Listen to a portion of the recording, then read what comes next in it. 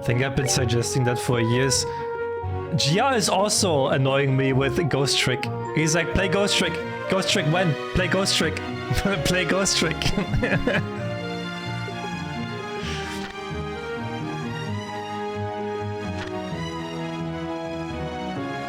Alright, we have to go to the orphanage.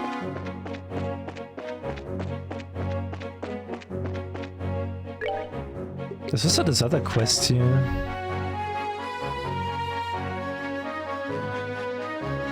Along the Orient Causeway.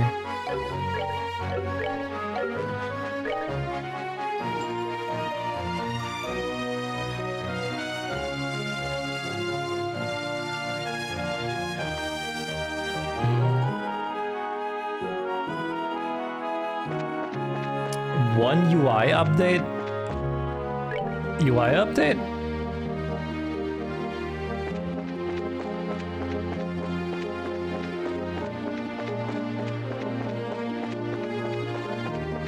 I mean Ghost Trick? I don't even own Ghost Trick!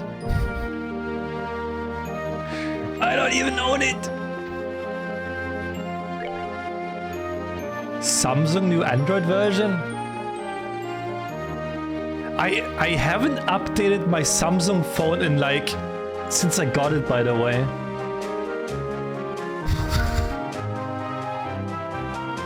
I have never updated. My phone just keeps annoying me. Update, update. I'm like, no, shut up. I just like click it away. Just like swipe it off, like fuck you. Yeah, it's also like, but I'm like, no, I don't want to update it now. Cappuccino!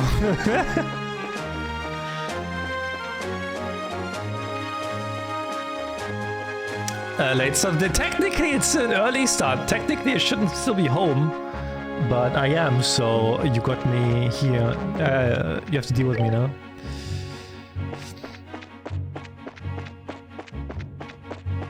Now, why can AI generate naked pictures of Mizuz?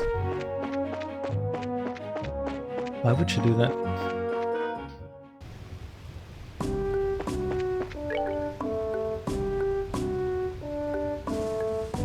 I called it. What? Dude, I haven't played this game in a while. Where am I going?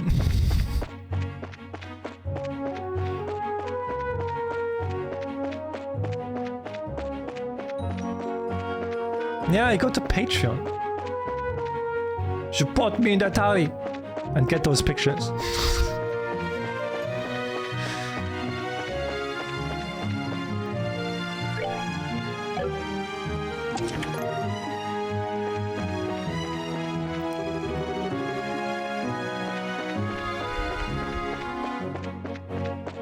Just go to Patreon.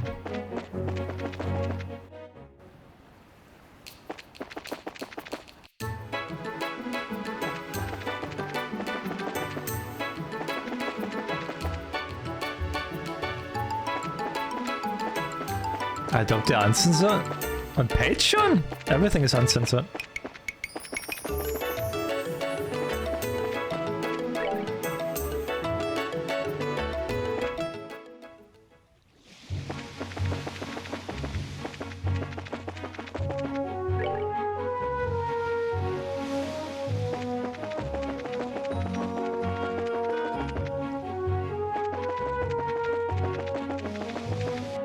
Hey VJ!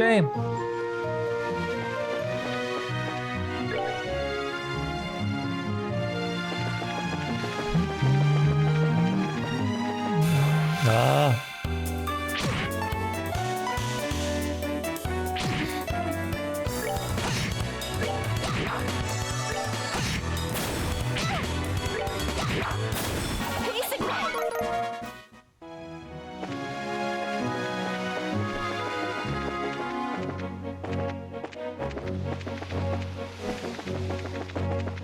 I actually like the art of this game. Looks really nice. How are you doing today? I'm doing okay. It's just really, really warm outside.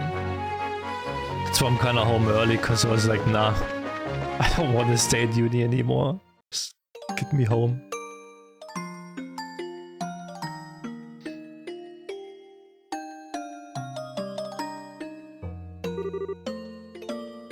This is terrible.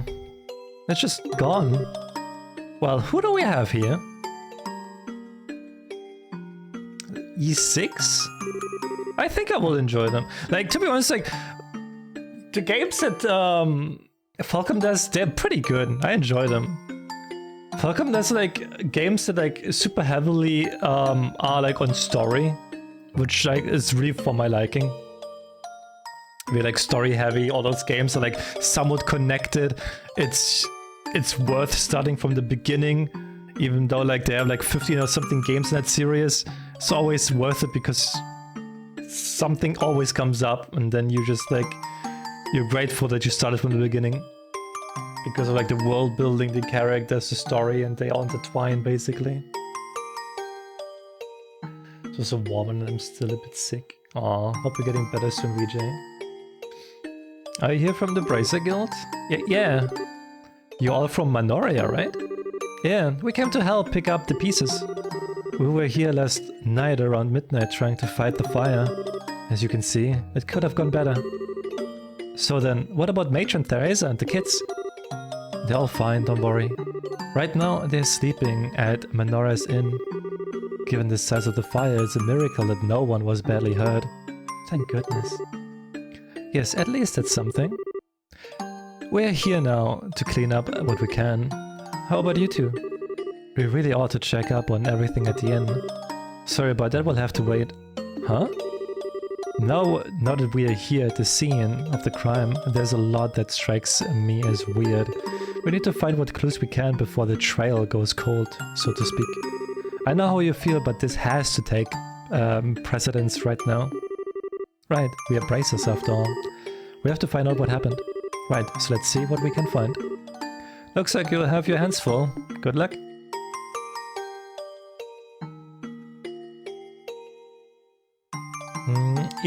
Is actually somewhat light on story and heavy on gameplay.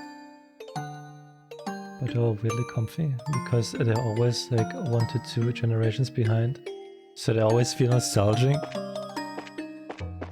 I heard about like, was like East 10, like the Nordic?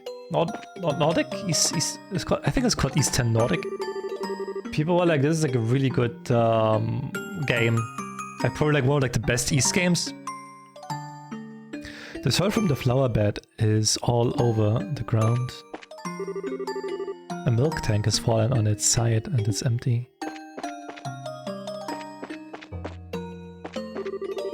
The barrels with food in them have been scorched black. The door has been completely wrecked. It's all pitch black. Huh? What's wrong? Maybe this is just me, but does this hinge there look weird to you? Like it's been torn off or something? It does, actually. As if it happened before the fire started. The herbs have been uprooted and strewn about the garden.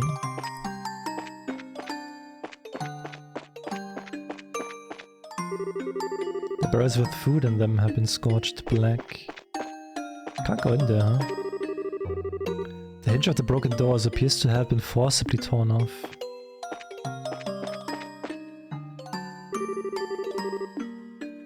Uprooted. The firewood for the stove has been scattered around.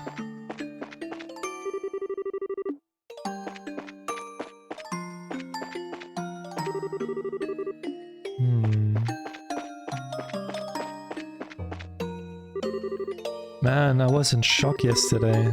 I mean, seeing this guy go all red in the east over Manoria. I tried to go here as quickly as I could, but everything was already gone. Since the fires burned so much, I guess the only thing to do is to rebuild. I don't know what Matron Theresa is going to do. I mean, it's going to be really expensive. Something, missing something here, huh? What was once a wall is now rubble. Wow, this place is ruined.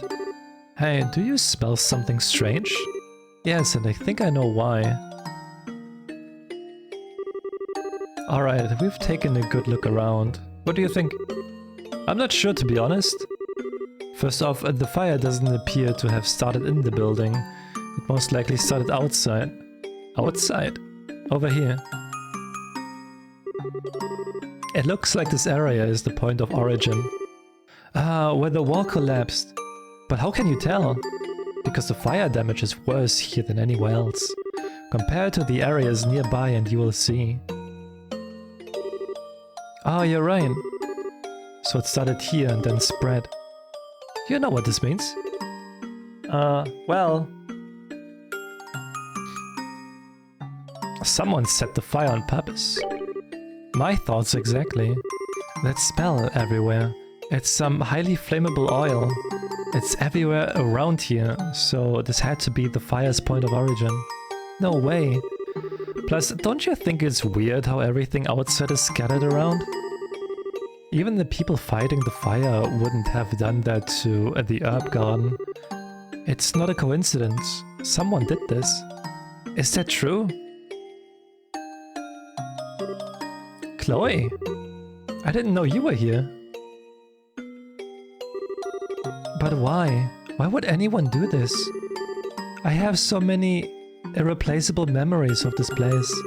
Why? How? How could someone do anything so cruel? Chloe. I'm sorry, I'm just so confused. You're not alone in that feeling. I barely know the place and this bothers the heck out of me too. It's hard to believe that anyone could be capable of something this awful. Estelle. But the matron and the kids are all okay, so we can be thankful for that, right? Thank you. That does help. I just started morning class when the dean came to see me. He said that he'd heard that the orphanage was in flames. And while I was on my way here, all I could think about was they're fine, they're alive. Idios was watching over them. Well, we heard that they are all at the inn in Manoria, safe and sound. We just finished up here, so we are planning to go see them. Do you want to come with us? Yes, I would like that very much. Alright then, to Manoria we go.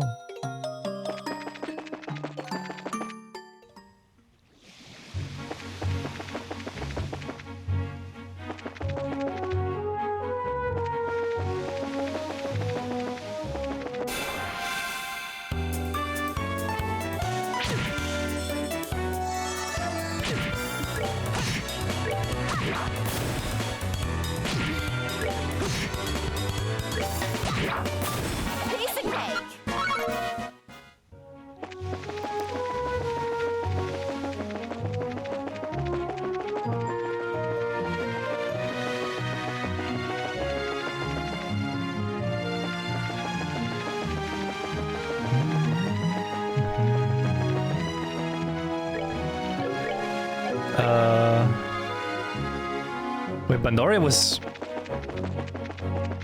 the other way, I think.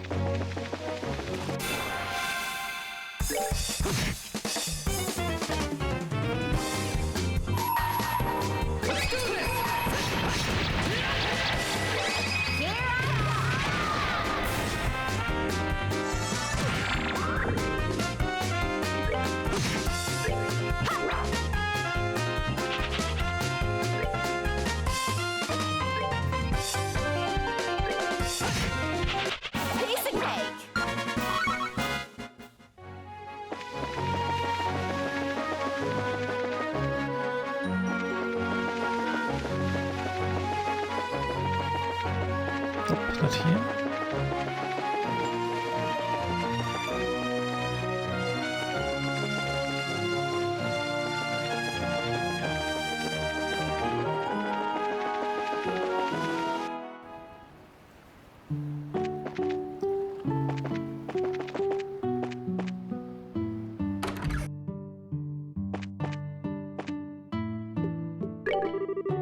Oh, that's a Royal Academy uniform. Is your name Chloe by any chance? Yes, why do you ask? The children from the orphanage talk about you a great deal. They're all upstairs in the big room. You should go and see them whenever you get the chance. Oh, I will, pardon me.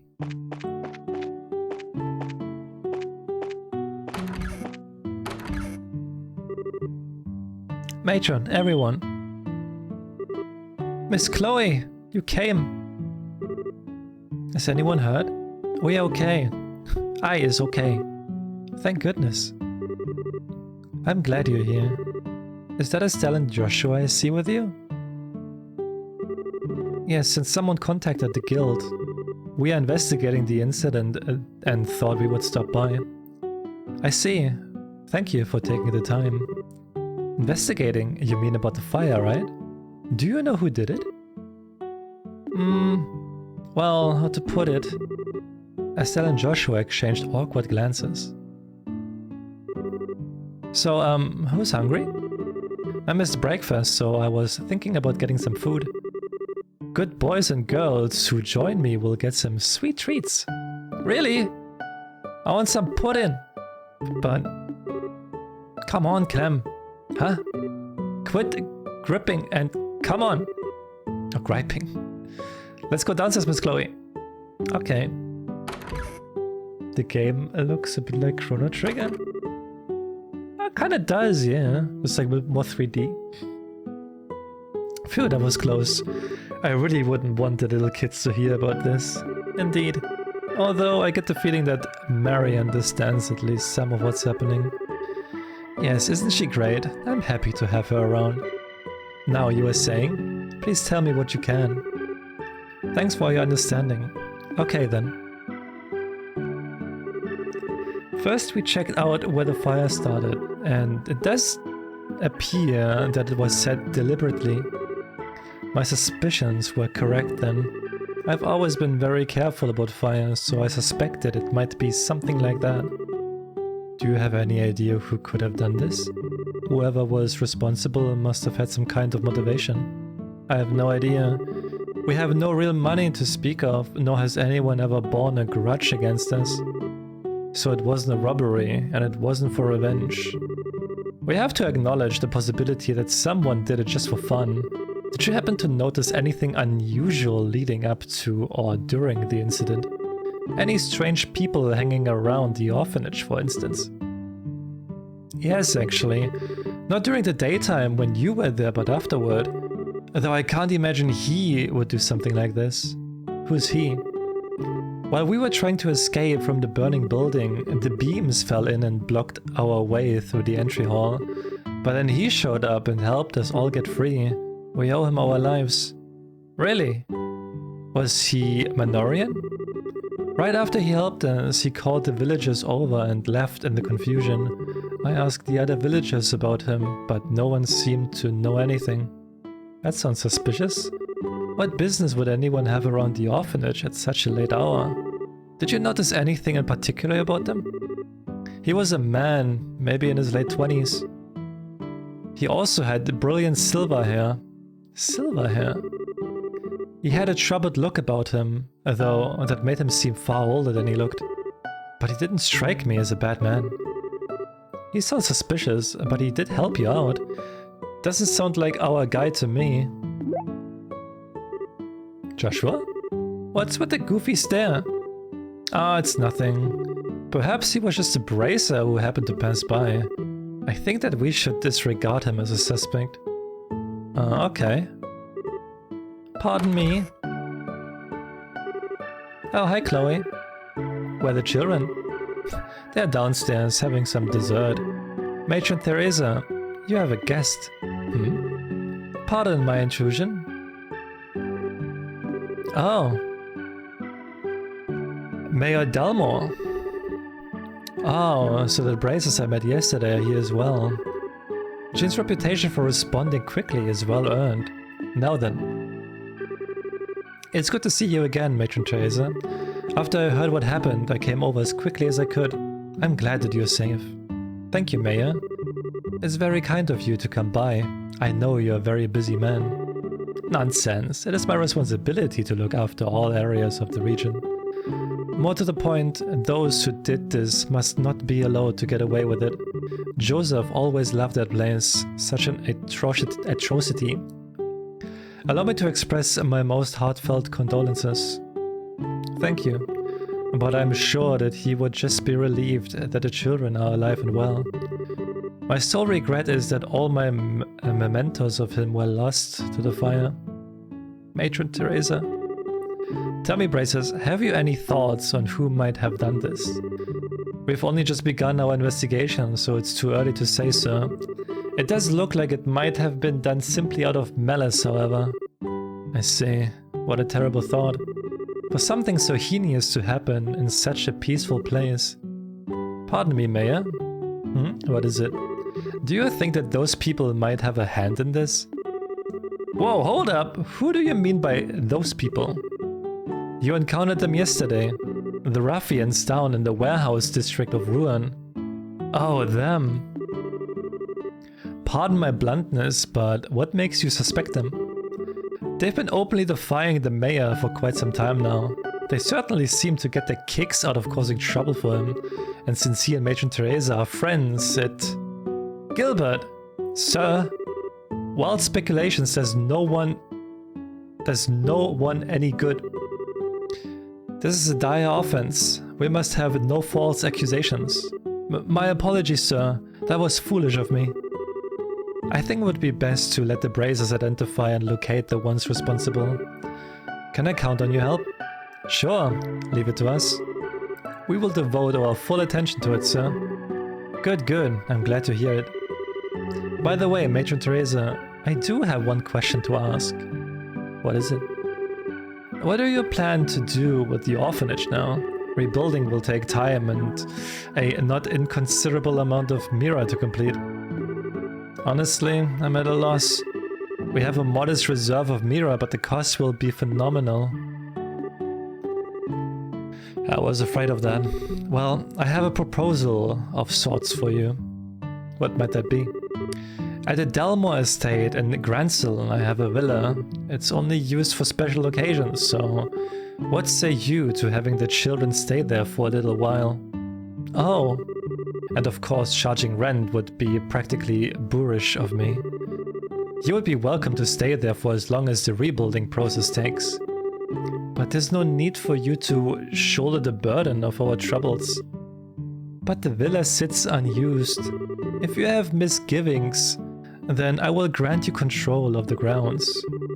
Think of it as a well-deserved reward, if you will. Mayor, may I have some time to think it over? Your offer is most generous, but I can barely process it with everything going on. Perfectly understandable. You should get some rest. I must be off as well. If you decide to accept, please feel free to contact me. I will. Thank you very much. Let us go, Gilbert. Yes, sir.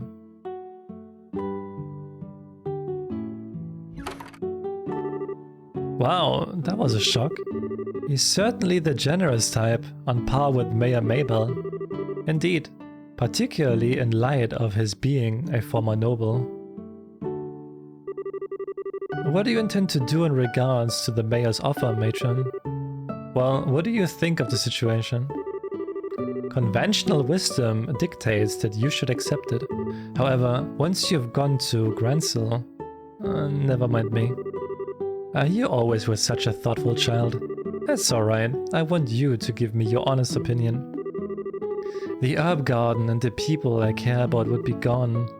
So, and with you and Joseph gone, I feel like all of my good memories will fade away. I'm sorry, I'm just being stupid and selfish. I share your feelings. The orphanage is home to my memories of him, as well as the children's memories. But though memories are precious, having a place to live is of the utmost importance. Yes, ma'am. I believe this will all be settled soon. Please try to focus on tending to the campus festival for now. The children are really looking forward to it. Yes, ma'am. Estelle and Joshua, I wish I could be of more help, but I must leave the investigation in your hands. We will handle it, ma'am. We're going to take the culprit down. You can count on it. This sure has turned into a royal mess. Where should we start the search? Maybe we should go to the guild and report back to Jean. We can figure out a plan of attack then. Sounds good to me. Something wrong? You look like something's bugging you. Oh, I'm sorry. My mind is just all over the place right now. I know how you feel. By the way, Joseph was Matron Teresa's husband, right? Yes. He died several years ago. But he meant a great deal to me as well. I see. Wait, does that mean you are from the orphanage too? No, nothing like that. He just did a huge favor for me a long time ago. We grew close again when I came to Ruan to attend the academy. Oh, I see. So in other words, every time you came by to play, you ended up helping out, like part of the family. Yes. He was like a father to me, but the shock I experienced was nothing compared to that of the matron and the children. But we managed somehow. Miss Chloe! Mary, what's gotten you in such a hurry? Listen, Clem's gone. Huh? You don't mean he's left Menoria? Can you give us some more details? Okay, after that old man showed up, Clem went upstairs. In a couple minutes, he came back down all red in the face, saying there's no getting away with this. Then he just ran off. I wonder who he meant. You don't suppose it's the gang at the warehouse? Yes, I believe it was the Ravens. He probably overheard what the steward said. Oh no. I hope he's not planning to go and find them himself. It can't be. I can't allow this. I have to find him at once. We'll come with you. If we hurry, we might be able to catch him before he gets to Ruin. Miss Chloe! Don't worry. I'll bring him back safely. You just look after the others, alright? Okay, good luck. Let's head back to Ruin. Alright.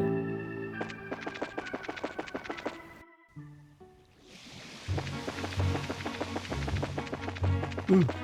Oh god. Fuck!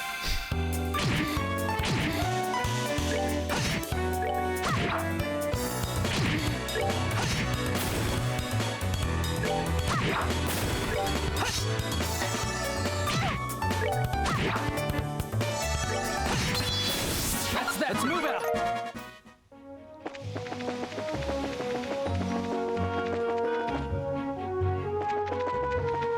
This way.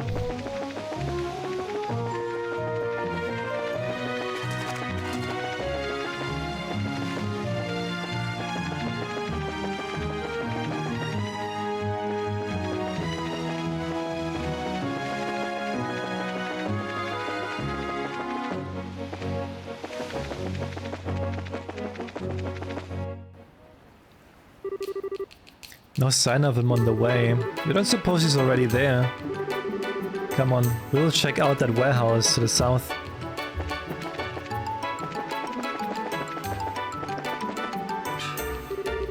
Damn, it's almost noon already?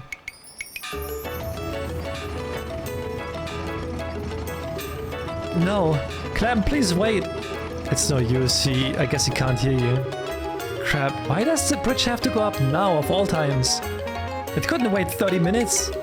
Oh no, if we don't do something. What do we do? What can we do? Please, Chloe, try to calm down. You haven't forgotten what you told us about the bridge already, right? Huh? Now, how did people get across before the bridge was built? Oh, a boat! That's right. If I remember correctly, there's a boat you can rent right behind the hotel.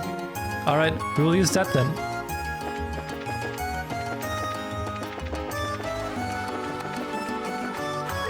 Oh, this is the hotel again. Can only be this one, really, yes.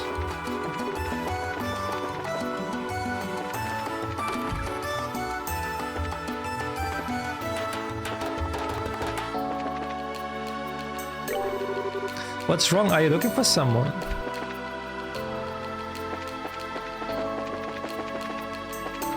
Oh, that's your turn. You sure seem to be in a big hurry for whatever reason. Did you need something? Pardon us, Mr. Manager. You rent out a boat, is that correct? Yes, just go down these stairs and take a ride to get to where it is. Downstairs, to the right. Thanks.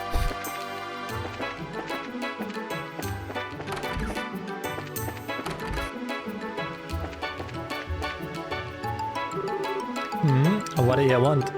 Can we rent your boat? We need to get across as quickly as possible. I'm afraid not. That Duke fellow's already reserved it. Maybe come back later?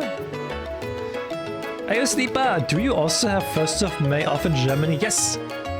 Yes. I only have to go today and tomorrow to uni, then I'm free again. So it's gonna be a long, good week again. It's a good weekend. So my weekend basically starts as Wednesday already. Hehe. Hehe, boy. Oh no. Please, won't you help us? There's a little boy in grave danger. Now, don't go shedding tears like that. You remind me of my granddaughter, and I don't like to see you upset either. This is making me upset every time I hear elevator fart. Well, alright, I suppose it can't hurt. Go ahead and hop aboard. Thank you, sir. You're a lifesaver, mister. I'll just tell the Duke fellow that the boat's being repaired. Do you know how to handle a boat, boy? Yes, sir, I'll manage. Come on, both of you.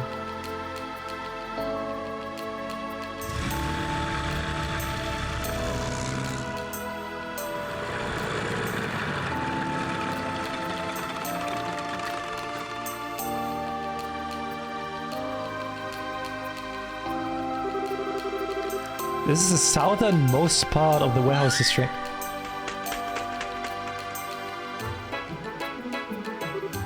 Seek? Scree! Scree! Scree! Okay, I understand. Looks like he's gone as far as you can go.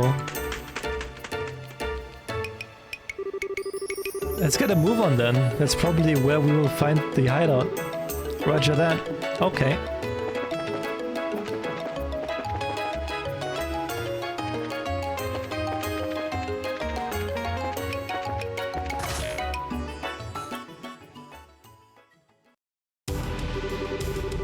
Don't try to play dumb. I know it was you guys that did it. I'm not gonna let you get away with it.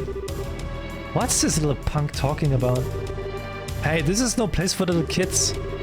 You ought to go home and get back to sucking on your mama's tit. Ah, nice one, man. Ah. Wah! What the? What's the brat so pissed off about? I don't have a mom, you jerks. I have the matron. You don't get to make fun of her. Ah. You've got a lot of attitude, punk. Maybe you need some discipline. How about 100 whacks on the ass? Stop this. It's you. Miss Chloe? How can you be so cruel to a child like this? It's disgusting. You should be ashamed of yourselves. Oh, hell no. Hey, Missy. Who are you to look down on us just because of your looks, rich snob? How many braces you think it will take to beat us? Stand aside, Chloe. We'll buy you some time. Get the kid as far away from you as you can. No, let me fight, please. Huh? I really don't enjoy it, but I was taught how to use a sword if it's to protect others. I think now is the right time. What? A self-defense rapier? Let the child go, please. Otherwise, I will force you to do so. Oh, wow. That's so hot. Get your minds out of the gutter and focus. You expect us to let this brat get away with the mouthing off to us? We're the Ravens and you need to learn not to mess with us. Yeah!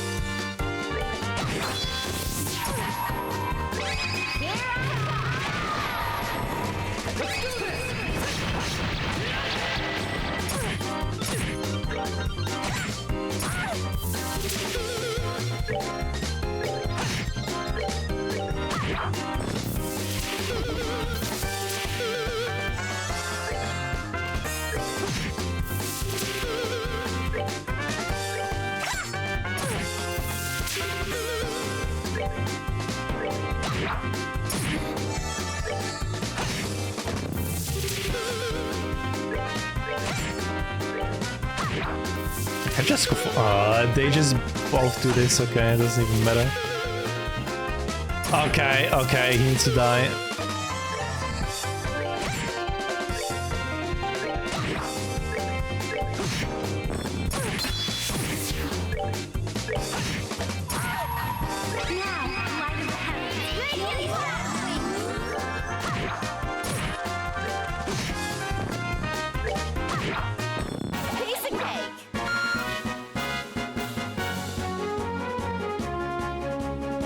I'm a little bit over leveled. You guys are some kind of monsters. Even if she's a bracer, there's something weird about this chick. That was awesome, Miss Chloe. Hey, nice going, Chloe. You must have learned the art of the sword from someone very skilled. I'm still just a novice. Fighting any longer would serve no purpose. Please release the boy.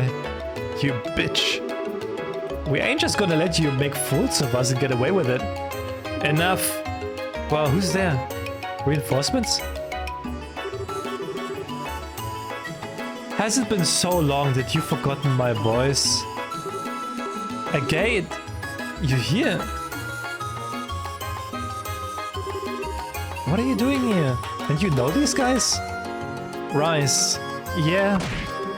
Ugh. What are you fools doing? Fighting with girls and beating up a little kid? Is that what it's come to? You shut up. You left us, so who are you to give us orders anymore? Ugh. You were saying? Hey, a gate! Take it easy. If it's about the kid, we will let him go, see? It's Chloe. Thank goodness you're alright now. You should have just done that from the start. What a bunch of mean jerks. Hey, how did you know exactly when to show up? I just talked to Jean is all. He said the newbies were somewhere investigating the arson case. So, hey kid, what? You've got some guts to come up here all by your lonesome, but you're really pushing your luck. You shouldn't worry your mama like that. Clem. Matron, why have you come here? I inquired at the guild as to what was going on and I was led here. Clem, really? You know better? I'm not apologizing this time. I'm gonna get those jerks who started the fire and... Clem! Matron Teresa, please don't scold him. That wasn't my intent. I understand how you feel, Clem. Believe me, I do. The house was important to everyone who lived there with you, to all of us. However, getting yourself killed will not bring it back. All that I want is for everyone to be safe. Nothing else matters. So please don't put yourself in danger. Matron, I'm such a sucker for this stuff. Clem, I'm really glad he's okay. Jeez, women and kids always the same. Hey, Bracer Kid, you should get the matron and the brat out of here. This really is no place for them. I don't mind, but what will you do again? I've made up my mind. I'm going to remind these idiots who runs things and why. I might need to crack a few skulls. No, please take it easy on us. I see. I guess you would prefer not being interrupted then. Thank you so very much. I wish I had the words to express my gratitude. You really don't need to thank us. We're just doing our jobs. Still, are you sure you don't want us to escort you back to Manoria? Yeah, it's fine. The Gull Seaside Way is like my backyard after all. More importantly, I don't want to get Chloe in trouble at the school. No need to worry. I will accept full responsibility, Matron. Thank you, Chloe, but it's fine. Really. I want you to focus on preparing for the campus festival.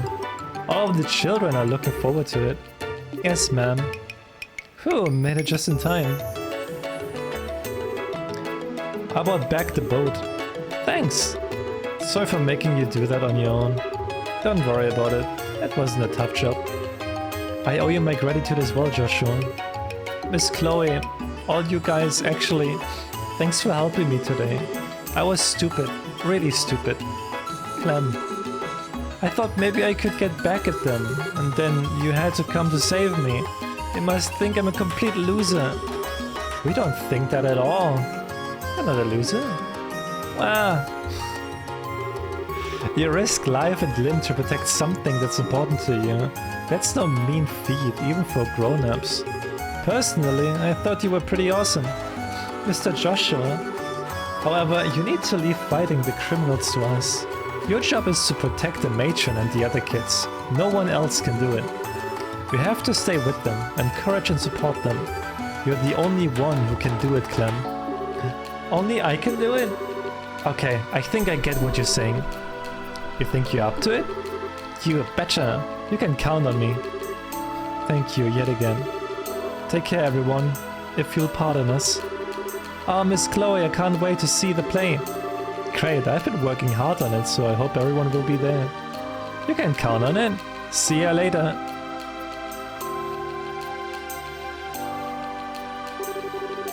Whew, I'm glad to see he's feeling better. Sometimes you know just the thing to say, don't you, Joshua? I couldn't believe my eyes seeing how quickly Clem cheered up. Thank you, Joshua, so much. No, I didn't say anything special. You've got to protect what's important to you, that's all.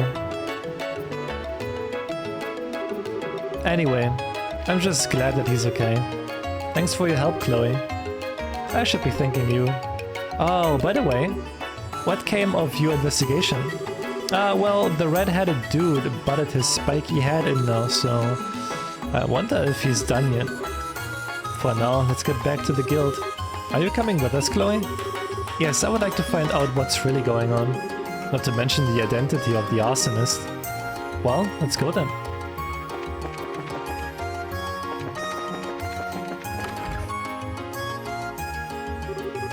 Welcome back and good work. I'm told that you were able to save a young boy. Yeah, somehow or another. I'm still kind of in shock from that redhead showed up. You must mean a gate. He's working another case in Ruin. He used to be the leader of the Ravens, if you can't believe it. I suspected as much. Guess that explains his terrible disposition. Well, that was a long time ago. He drifted into town right around when he was your age. He hung out with a rough crowd and got into some serious trouble. Compared to back then, the tough types nowadays are puppy dogs. And a guy like that was allowed to become a bracer? Well, I've gotten to know him a little bit, and it turns out that he wanted to become a bracer ever since he was little. Sometimes people just change. I think that's probably enough of the idle chatter. Oh, you're back. Didn't your mama ever tell you it ain't nice to talk about someone behind his back? Always with the gossip. But is it really gossip if it's positive? Anyway, are you done with your investigation? Yep, over and done with it. I can't say for sure, but I think they're clean. Really? You're not just trying to protect your old buddies? You wanna watch that mouth of yours? From what I saw last night at the Sailor's Tavern, they couldn't be the arsonists. Hell, I doubt they could have even walked a straight line if they wanted to. Well, if that's true, we can hold off on them. They didn't strike me as the type with the guts to try arson anyway. I guess not, just full of themselves mostly. All you need is to give them a nasty look and believe me, they'll cave. Anyway, I'll see if I can find the arsonist while I'm out in the field. Huh? I'm taking over the case. And you're off it. Wow, say what? You've got to be kidding me. Can you at least give us an explanation? Oh, don't get your panties in a wad. You two are too close to this case and you know it. And if you let your feelings run away with you, it screws with your judgment. Plus, you let a civvy get involved. Oh, pardon me, but You ain't gotta apologize. It's these two I'm worried about. The point is, you gotta be professional about it, and these two ain't. Just where do you get off calling us unprofessional? And no matter what you say, we made a promise to the mayor. Hey, Jean. What do the rules say about when junior and senior bracers want the same case? Oh, come on, you know as well as I do. Of course, it rules in favor of the senior bracer. we are not bad in a fight. Perhaps we could provide backup. It's just an investigation, I don't need more people. I think we're done here. Try not to hold this against me. What? Just who the hell does he think he is? It's frustrating, sure, but he has a point. It just irritates me that we really don't have a counter-argument. I'm sorry if I had not drawn my sword. That's not what's bothering me. He doesn't have to just blow us off like that. Please, he means no harm, don't be upset. Tact is not a strong suit, he just doesn't know any other way to communicate. Particularly in light of the current situation. I think it may have something to do with an earlier case of his. He was pursuing someone as well. Huh? Pursuing someone? Like a criminal? Never mind about that. I really can't go into detail. Just let him handle these criminals. Consider it a personal favor for me. I guess we have no choice. I see. Well, we will hand over our report from our investigation then. Please go ahead. It seems that you were quite thorough, but as I mentioned, the circumstances of this case are special. I'm terribly sorry, but you'll have to end your investigation here. But we just wanted to do something for the matron and the kids. This isn't right. Estelle.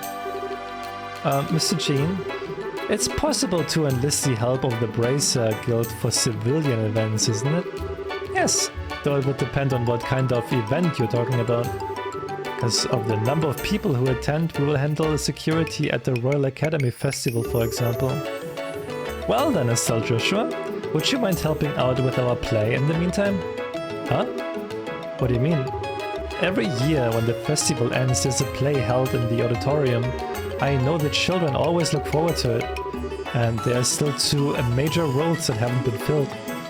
You don't mean you want us to take the parts? Yes, otherwise we may have to cancel the play entirely. I can't bear to think of how disappointed the children would be. So I mentioned you too to the student council last night. They seemed quite eager to have you. It wouldn't be much, but you would be reimbursed from the admin budget.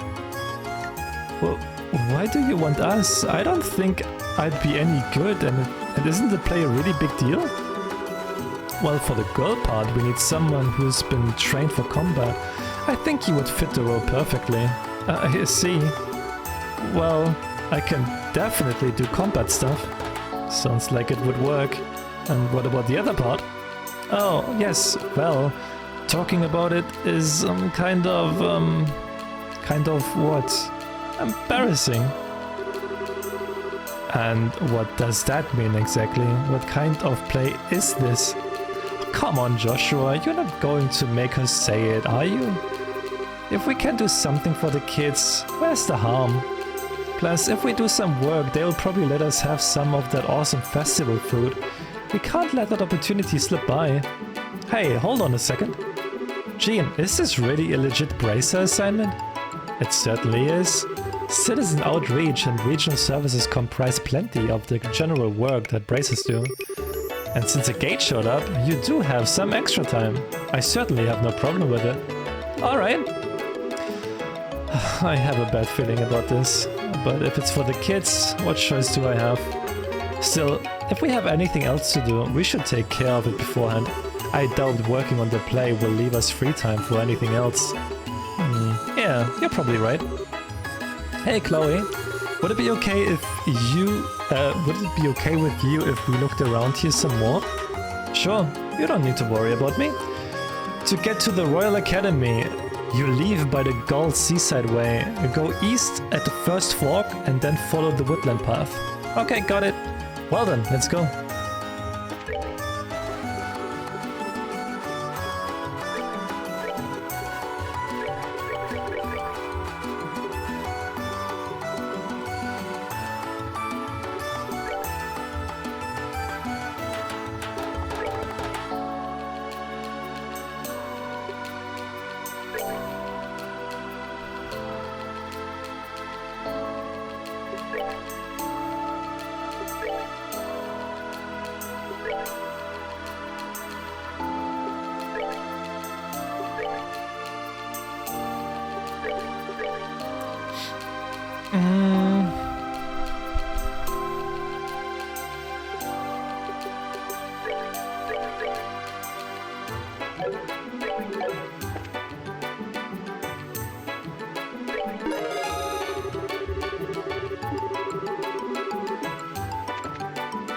Let's do some side quests.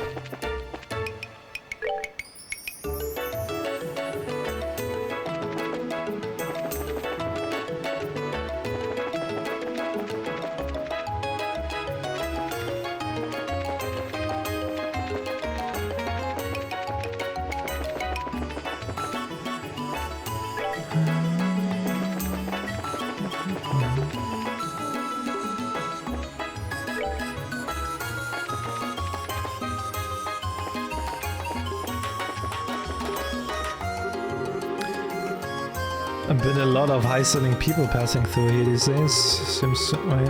Who is the person that I need to talk about? The quest.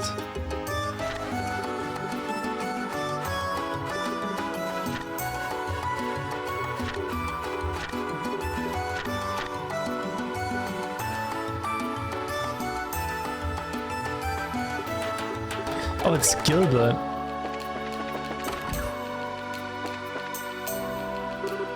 Oh dear. I can't believe the sapphire gem was stolen. And why now, of all possible times? Ah, you're here. I've been waiting for you to show up. Chloe's with you? Yes, I'm accompanying them. We came as soon as we saw the bulletin board. What seems to be the problem? Ah, as you can see, this pedestal used to be adorned with a candelabrum. Oh man. It really just disappeared without a trace, huh? This being what they are, things being what they are, I would like to ask you to conduct a search. What are you, what you say? What say you? Are you available? Yeah, fine with me. Sure thing. Excellent. But let me give you some background. The stolen item is a candelabrum called a sapphire gem. Why can't I talk now? It is a fine piece of craftsmanship dating back to just after the Orber Revolution. A Dalmor family heirloom, in fact. It would sell for hundreds of thousands of mira were it ever placed on the open market. Hundreds of thousands of mira? I see. It's probably not an issue of petty burglary then. It's not? You would have to have some kind of safe way of laundering something that valuable. So whoever took it must be well connected. I get it. So that would rule out most of your everyday thieves. Well, actually, money wasn't the primary motivation for this crime, it seems. Huh? What do you mean? Look at this card. That which nests here is a beast more dire than any other. Continue to give praise to the spirit whose blue light was lost in the darkness. Free the spark it left behind and I will be free. Ah, Seeker, the eyes of Iria see only the truth and pass it on to you. Look to the three-eyed giant which towers over the settlement. Do so and the blue light will be revealed. What's this? A note left behind on the bare pedestal. It appears to be written by the thief himself. He wants us to know he did it? So I'm inclined to believe. Got it. If all he was after was money, this is a wee bit excessive. What he wrote must have some significance. It almost sounds like some kind of poetry. Blue light lost in the darkness. I'm guessing the blue light refers to the stolen candelabrum. Yes, I'd imagine so. The candelabrum is said to have been made at great pains by the townsfolk and given as a gift. That might explain the give praise to the spirit part. Oh, I get it. So what about the last part? Sounds like it wants us to look in a specific direction. Look to the three-eyed giant which towers over the settlement. Well, it certainly sounds like it's trying to tell us where to go. And the destination has to be has to be important somehow. The settlement bit probably refers to ruin, so there must be some kind of three-eyed giant somewhere in the city. A giant, huh? Well, it's obviously a clue. I'll make a note of it. I can be of little use in this matter. I must be off soon and I have other work to which I must attend. So I shall leave you to your investigation. Sure thing. So first thing is to search this room, top to bottom. That won't be necessary. Why not? It has already been looked over by the residents. I would like for you to search the surrounding area. But the card left you with a distinct clue to follow. Don't tarry. That candelabrum must be recovered. I see. Then we will abide by your wishes. I guess the client is always right. Please understand I have no desire to interfere with the professionals in this matter. I greatly appreciate your understanding. Now I'll leave you to concentrate. I'll be upstairs, so let me know if you find anything out. Man, this is a strange case. I guess we just have to see where that card leads us. There must be a hint somewhere in ruin. I guess we'll just have to be patient and stay focused. Come on, let's get moving.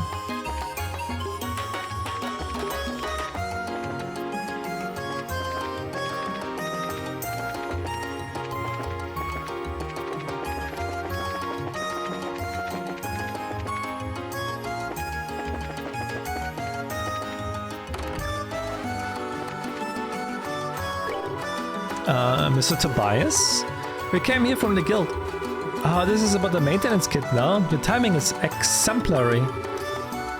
Will you be able to make the delivery post-haste? Yep. This brick of a thing is all yours now. Brick of a thing? Are you daft? I'm telling you, it's heavy. Very, very heavy. Here, feel for yourself. You okay with it? No bone fractures forming, to your knowledge? It's filled to the brim with replacement parts and every tool you can imagine for replacing an ordnance light of that size. It's no big deal at all. I'm stronger than I look. Believe me. We just need to carry this to the lighthouse, right? Indeed. To Folk, the lighthouse keeper. He's expecting it. Its contents are quite valuable, so please be as careful as you can. I still can't believe it. Such responsibility, such strength, such grace. Ah, youth. What? Jean told me about you too, but seeing for myself just how peppy you are lifts my spirits to the sky. Peppy? No, we're just professionals. You're young, that's what you are, and naturally I was worried entrusting something so valuable to potentially reckless youths. But I worry no more. We may be young, but that doesn't automatically mean we are reckless. Peace!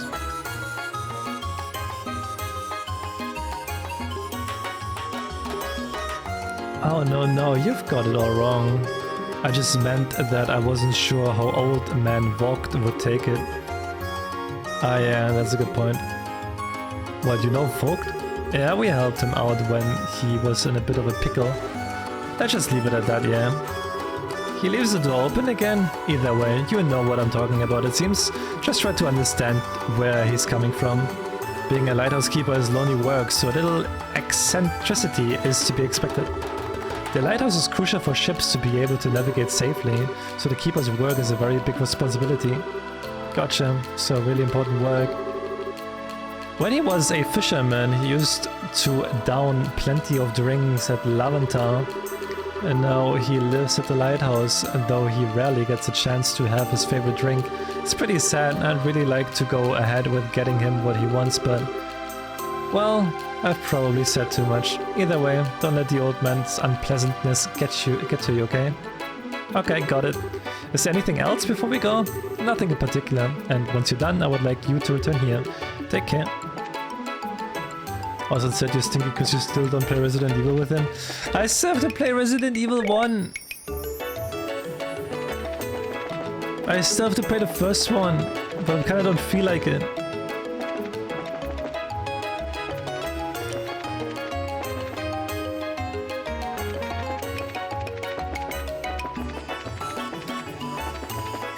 How about you play with your doll, Stepton? DOG are now Revelations.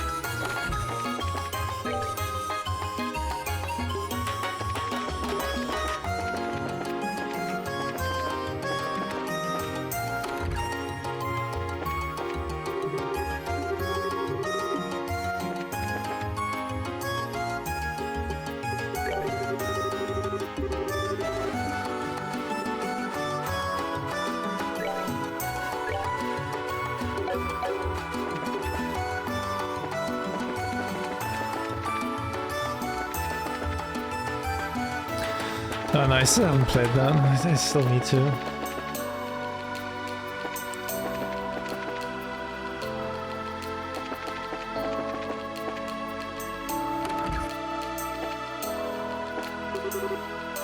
Hey, good to see you. Hey, aren't you going to the Marine Lighthouse? That's right. We have to deliver something to Mr. Vogt, the lighthouse keeper. I said so. I figured as much from the look of that bag. The old man went to the lighthouse a long time ago. I guess he's still doing okay. He used to come in here a lot, right? He's a fisherman. He loves his drinks and he loves to gamble. He especially loves a good azalea rose, which is a cocktail made with fruit juice. He's missed around this place. We would love to see him again, but he never comes down to have a drink. It's a rough job he has. Yeah, sounds like it. Alright. So, if it's no trouble, would you mind bringing him one? One what? Why? One of those cocktails, seeing as you are heading to the lighthouse and all. I'm not making a formal request or anything. If it gets to be a pain to carry, you can just dump it out on the way. So basically just dropping off supplies, right? Would you mind, Joshua? I don't see it being an issue. You're such a gentleman. Indeed he is. Wait, just take it to the old man. It could really use something salty to go with it, but I don't have anything like that right now. The season's great for Manoria specialty, salted anchovies. Well, guess it's just a drink for right now. See you later then. I don't know, like, if once I get into shooters, I'll probably play it again.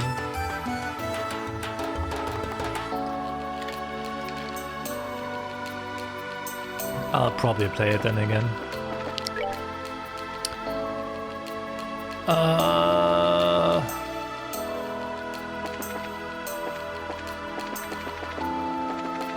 Not this way.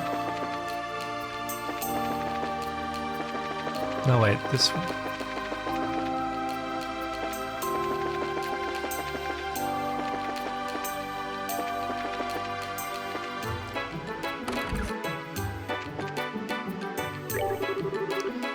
Most for the campus festival list. I came here from Zeiss to market research into orbital-powered firearms.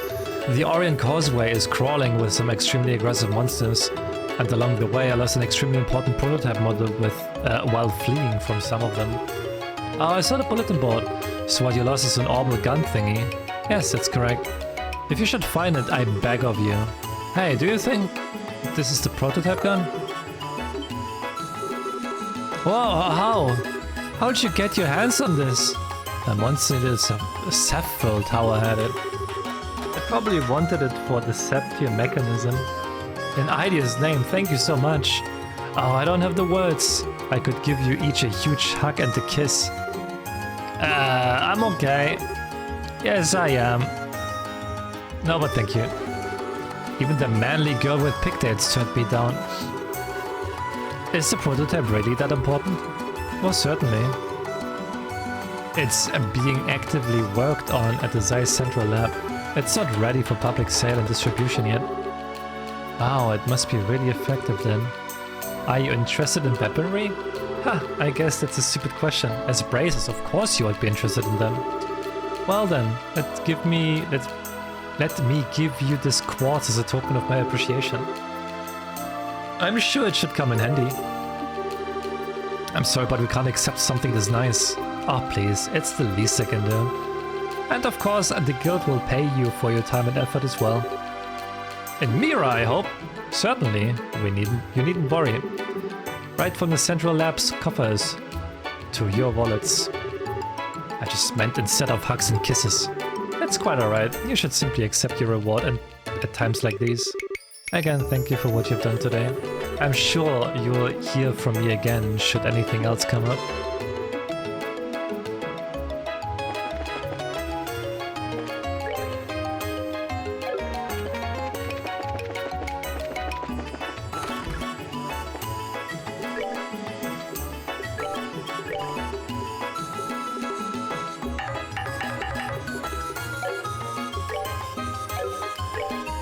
Papurt! Ay, papurt! Hope you're doing well, paper.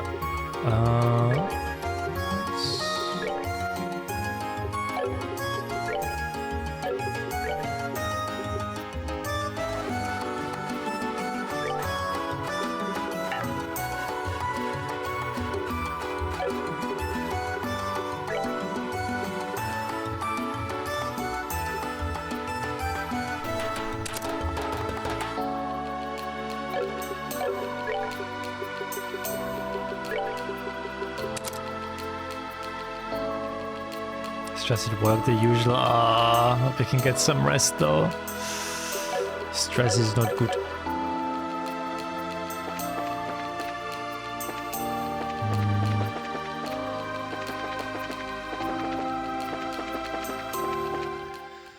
So let's see, where is that lighthouse? That's the academy?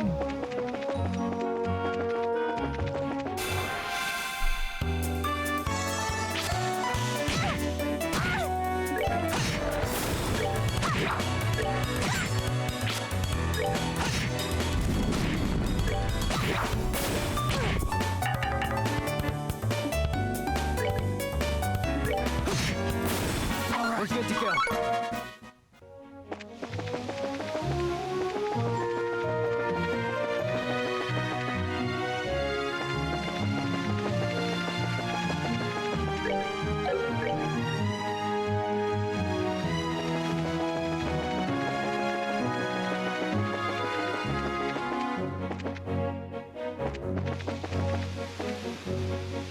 It's the orphanage.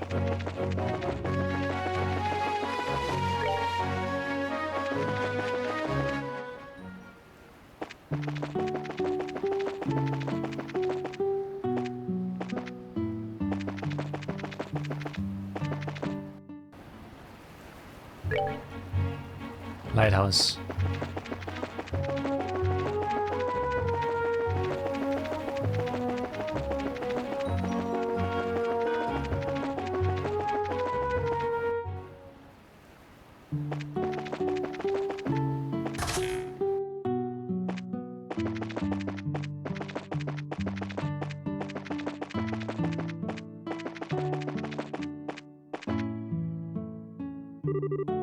We are back!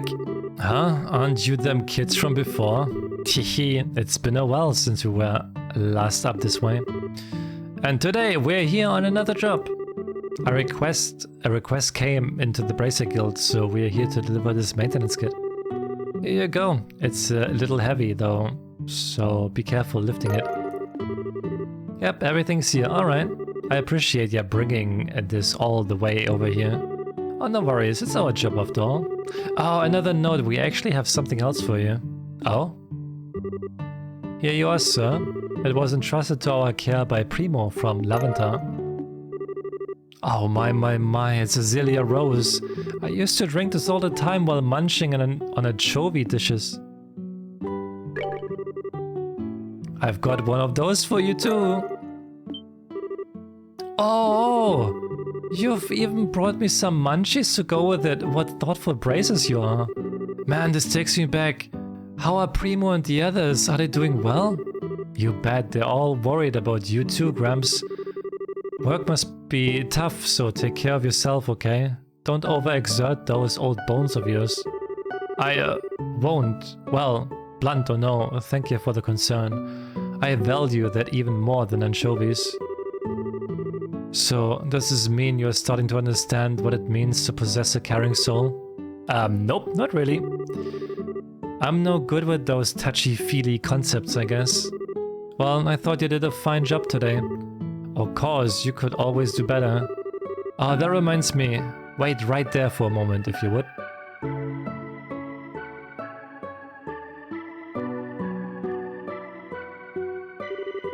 I have something for you. Something I once used a long time ago. I would be pleased as plum if you would accept these for bringing all of these things out here for me. They may be a little old, but like me, they'll still do the job, sure as the day you were born. Well, awesome, thanks. You sure we can have these? Absolutely. Not like I'll be setting sail for wild, exotic lands again anytime soon. Anyway, thank you for bringing this stuff all the way up here. Now I'd best get back to work. I've basically been playing hooky this whole time we've been talking. I stay here any longer and somebody's bound to notice. Please take care of yourself. Take care, you old coot. Please excuse us.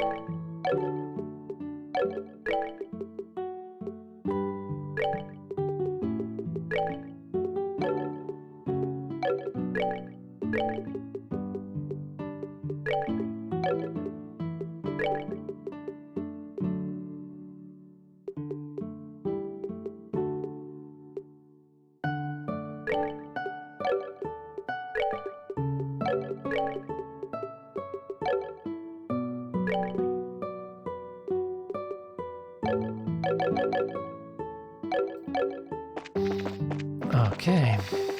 This is how you share? Well, why don't you share, huh? Toxic.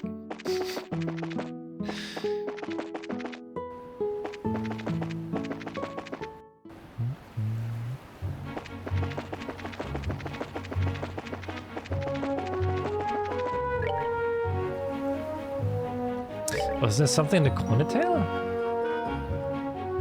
Hey, Obal, it is Monday again.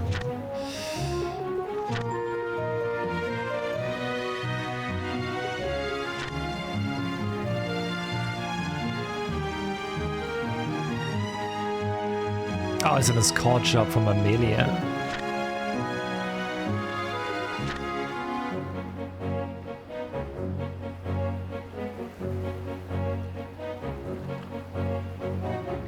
The Airletten. Directed to Airletten at east of the Orient Causeway. I don't know what it is.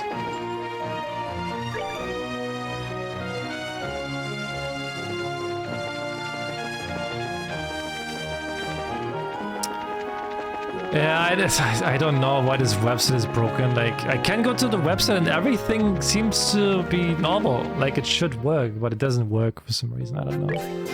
I don't know. I don't know.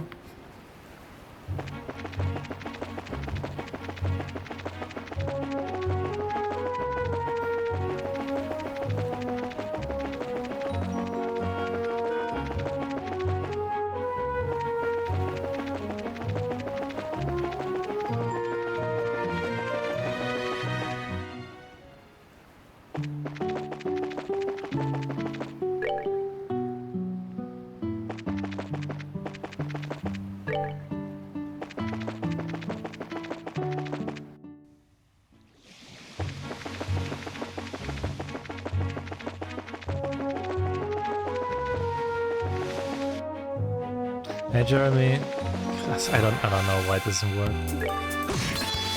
I wish I knew.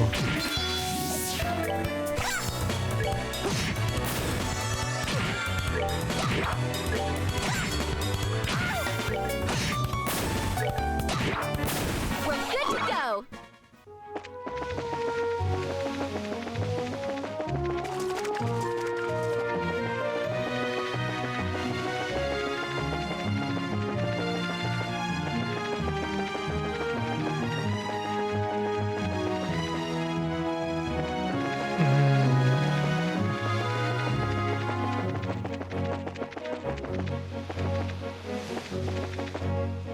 Swag! Thank you so much for the raid. I hope you had fun with Pokemon. And thank you so much for the 58 months, Swag.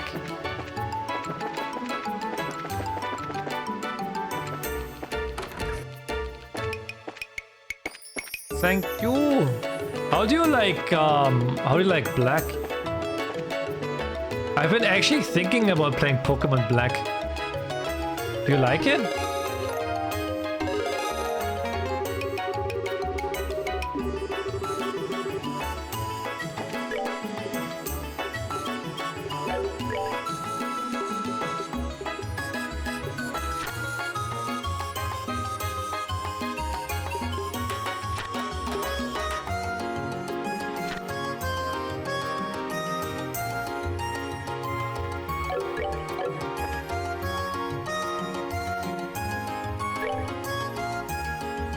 I heard like Black and White, they have good stories.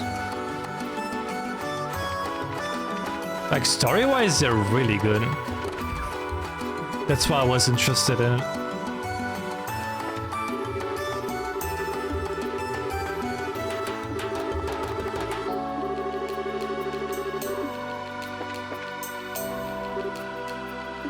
Huh? I saw you guys the other day.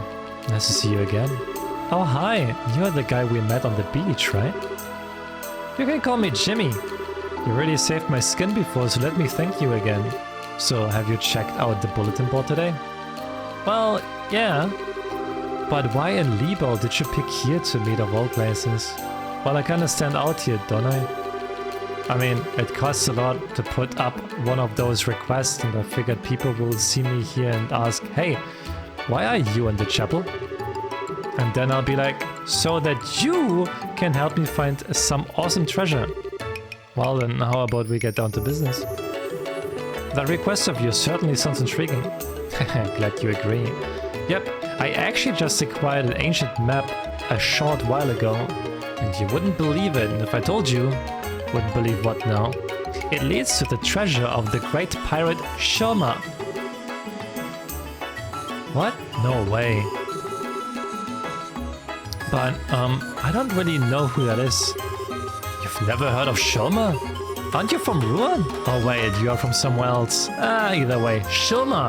How can you not know? Don't go making assumptions. If memory serves me correctly, Shoma was a pirate that used to, work in the waters around Ruan around 100 years ago. Precisely, nicely done. Leave it to the Royal Academy to teach the right things. Shame about the uniform though. Whoa, you know a lot, Chloe. Come on, Estelle, it's not that impressive. It's just a story I heard, that's all. I would like to ask you to look for Shimmer's treasure. The location is marked on the map. Do you remember where I was when we met before? It was a pit in a sandy beach. The Gull Seaside way, right? Exactly. The map has that pit marked. Is that why you were there? That's right, I was conducting a field survey. And since I found the place, monsters have started showing up. So I figured that I should get some professionals to take over. So what's next after the pit? The map shows an axe to the southeast of it. I figure that's got to be the location of the treasure. You might be right. Oh yeah, I need to make a note of this. Well, let's take a minute to work out a plan. We go to the beach in Ruan, find the pit, and go directly southeast from there. Well, that's that then. You've done a great job. Thank you. But will we ever find it? All we know is to look southeast from the pit. Yeah, so considering how wide the beach is, that still leaves a wide area to search. Yeah, we just don't have enough information. Stuffy! We're getting all old, thank you so much for the 43 months! Holy shit! It's been 43 months already, goddamn. The audio is crazy loud?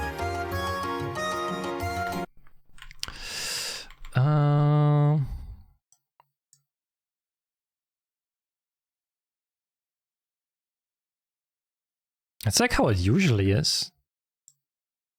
It's like the other times it was okay, but maybe not now anymore?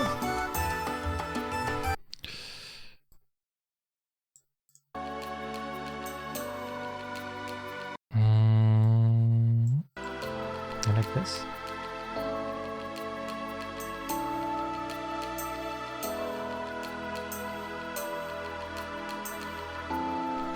Which is me? But can't deny music is loud. Well, it should be better now. It should be better now. It's probably just this game. There's quite a bit of loud music. And if you comp every inch of the beach on the Gull Seaside Way, I'm sure you'll find it somewhere. So in other words, treat it like a test of endurance. Sounds right up your alley, Estelle. Well, I suppose you're right.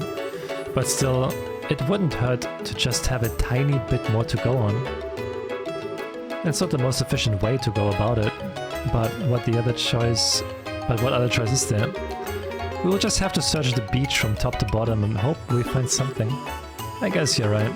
Okay, if we find anything, we'll be sure to let you know. I'm counting on you. Any treasure we find, we split equally. Alright. Well, thank you so much again for the 43 months, I appreciate it. Seaside, go back.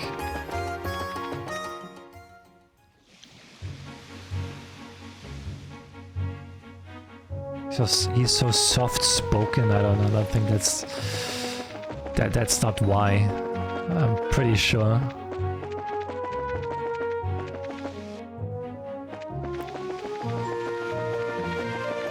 That's not the reason. So it was here, right? Was that the thing they meant?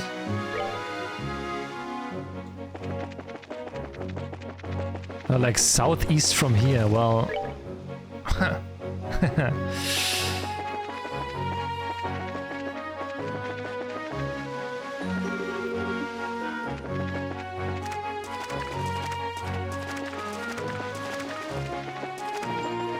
And go harder instead of being soft. How do you do that? How do you go harder?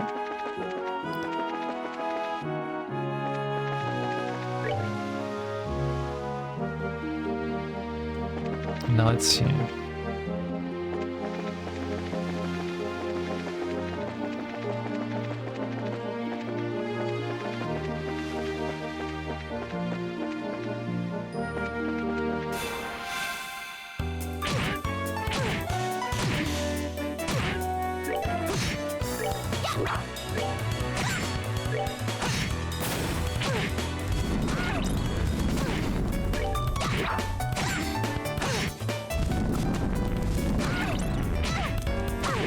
Oh my god, just killed him. Don't kill each other.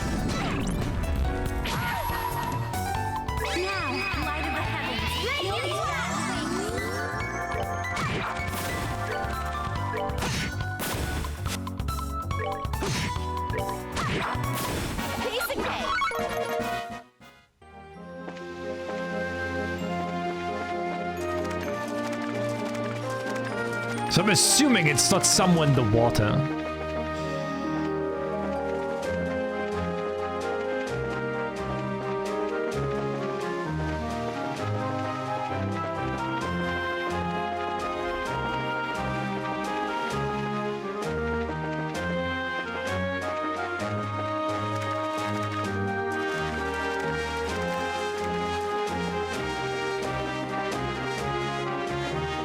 I just killed this one as well.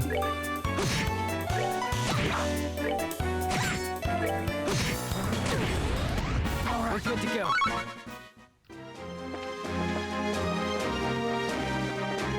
Thank you for lurking, Val.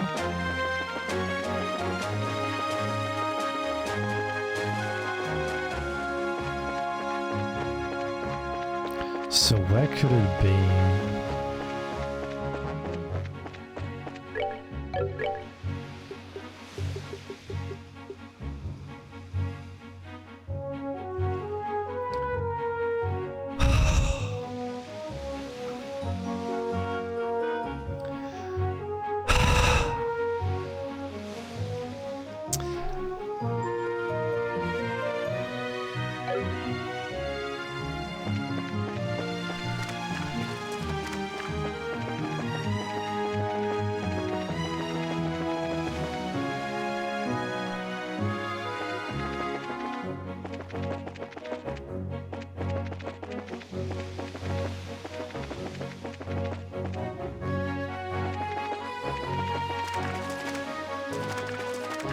You pig.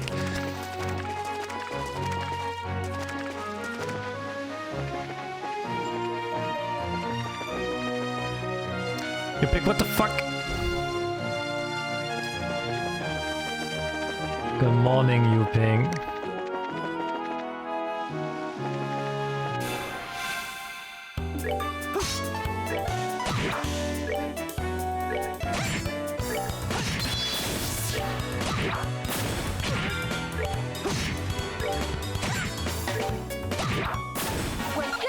Hey, you pick, what the fuck?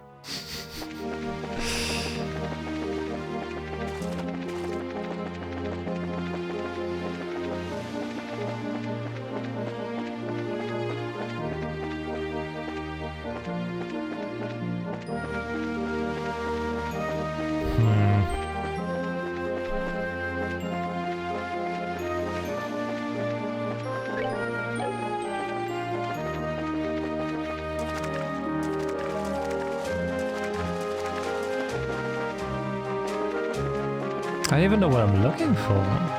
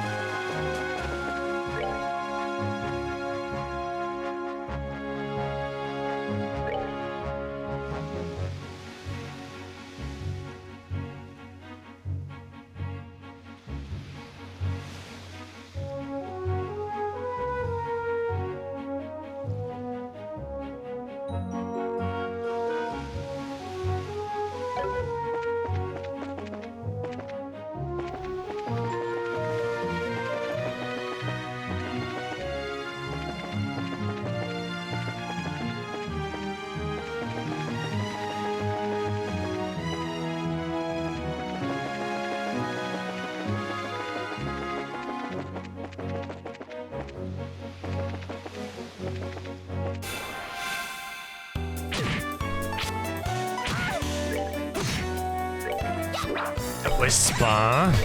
Swear to God.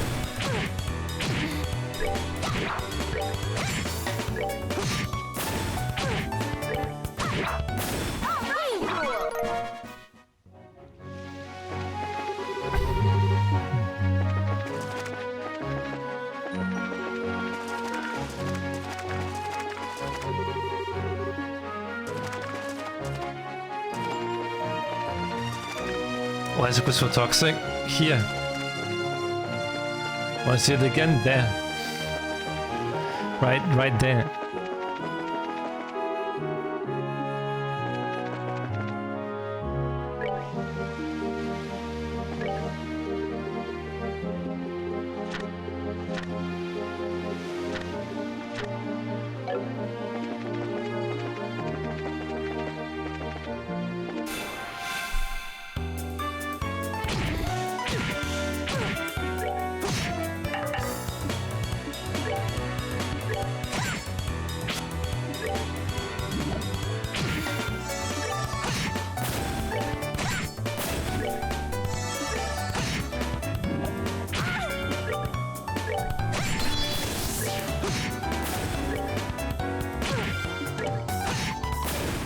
Let's move out.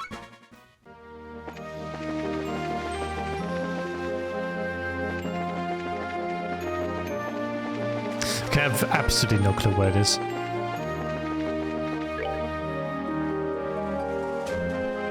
How is this shit called?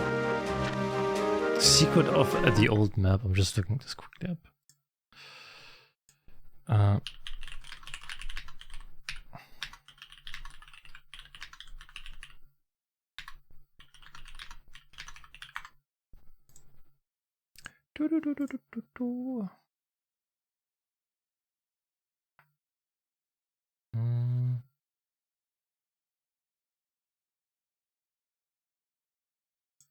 Well, we didn't get a map, did we?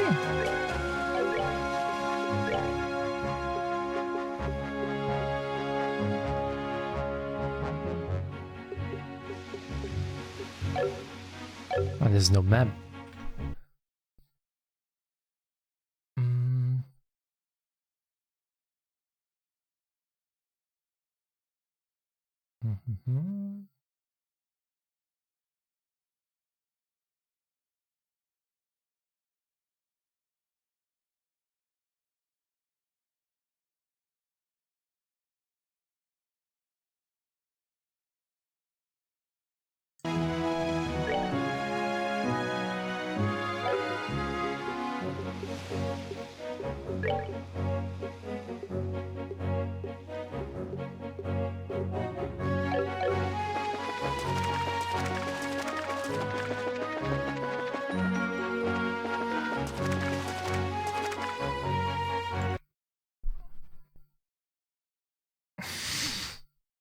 That was completely off, you pick. That was completely off.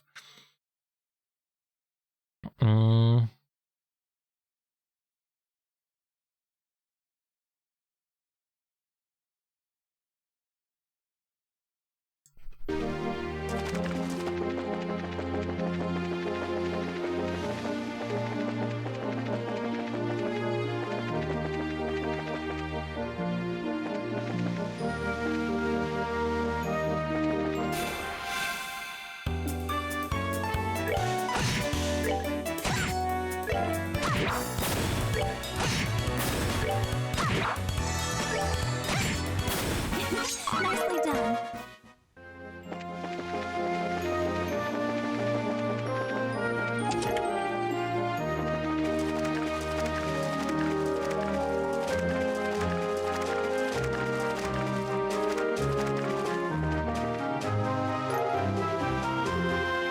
Wow, awesome daggers. They seem pretty ancient from the looks of them, and they may even date back to the Arbor Revolution. Well, what about a piece of paper? Looks like a piece of sea shard. Do you think? Maybe this is the treasure that Jimmy was talking about. Sorry, but I don't think this has anything to do with it. Well, let's say this probably washed ashore from somewhere else. It might have been cargo from a shipwreck. Yes, I believe you're right. I heard that such accidents happened often long ago. Also, before airships, everyone traveled by water, right? I wonder if this beach is right on an old trade route or something then.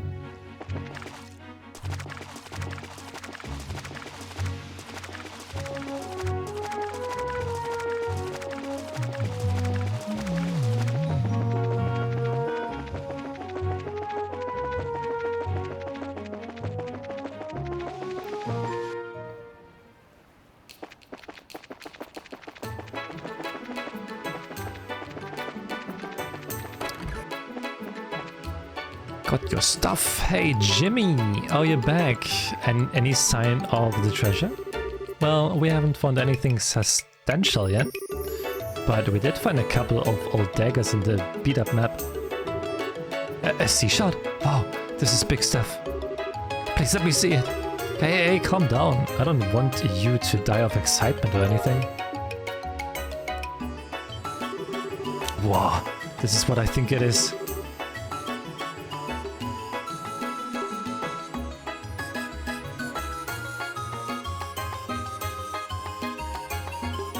Oh wow, this is incredible. This is one of Shimmer's treasure maps. What? No, hold on a second, mister. You've just said a minute ago that you had the treasure map already. That had to have been a treasure map. My map shows the location of this map, which shows where the actual treasure is. This is getting confusing. But I found a shard inside a barrel. Let's not worry about that. Sometimes we have to just suspend our disbelief to get through the day. It may seem a little strange that we would find a sea shard like that, but I kind of want to believe that there's something that all of us... Wait, what did he say? Didn't cringe as hard as I hoped. Dude, I had to keep my... I had to keep it inside, okay? It was super cringe. Well, it is something to think about. Well, as long as our client is happy, we are happy, even if we are also very confused. Oh, that's right. Hey Jimmy, what about these daggers we found with the chart? You can keep those. I don't have much in the way of mirrors, so it's the only payment I can offer. Please take them. Share in the mystery with me. Thanks.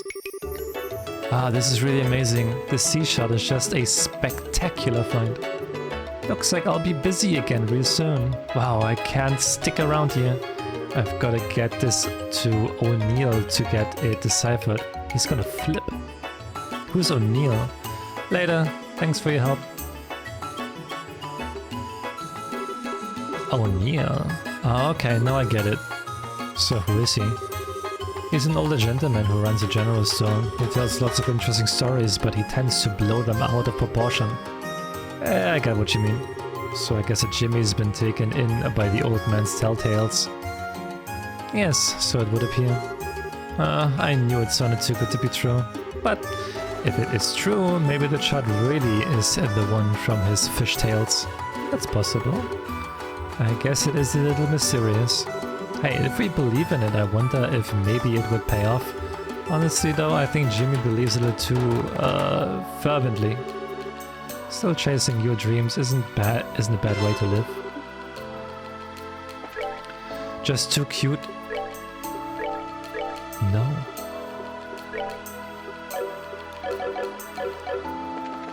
No. How often do I have to say it? No.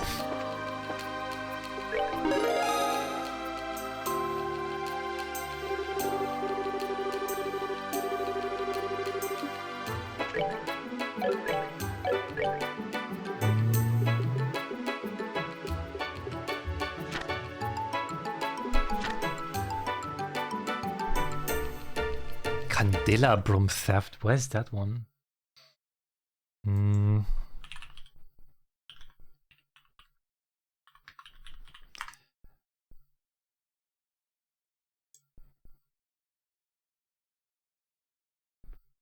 Do you know, Mrs., your words and actions don't... What do you mean they don't add up?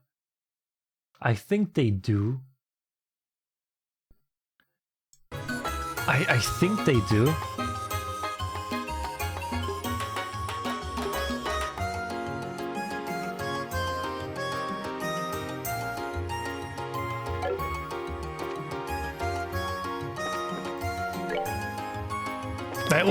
What do I have to do so you actually like believe me that I like what do I have to do, huh?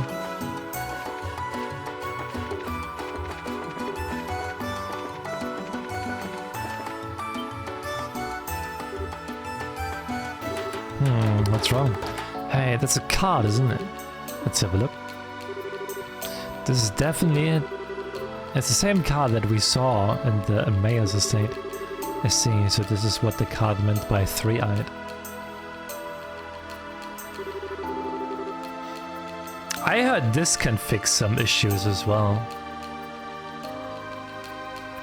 Ah, I see, this might be the third-eyed part of the clue. So, is anything written on it? Let's see.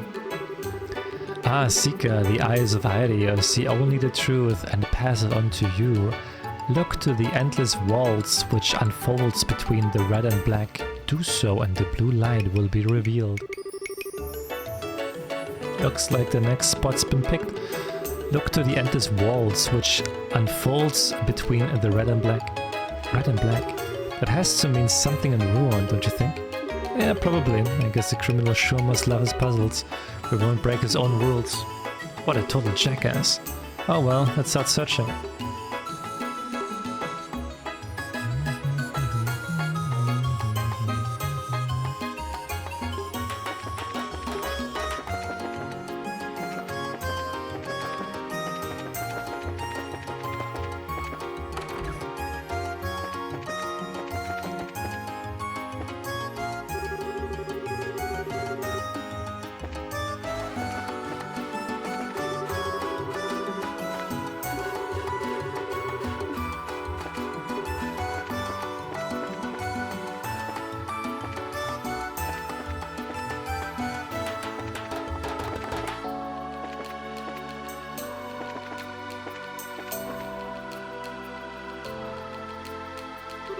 Too cute?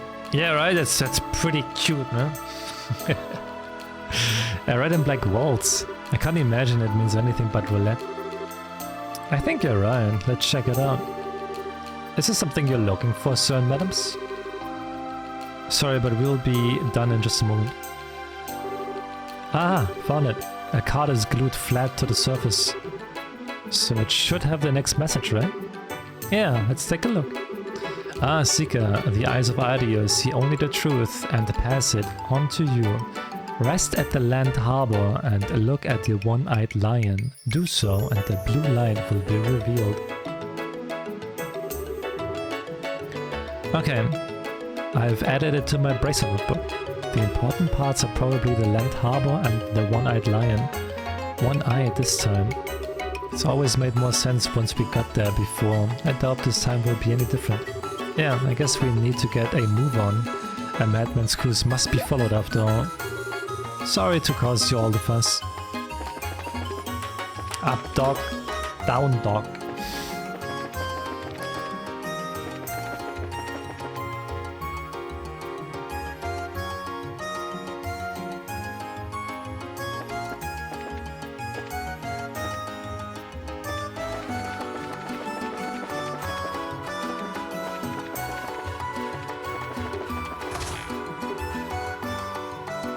Ah no, you said up dog. So there has to be also a down dog.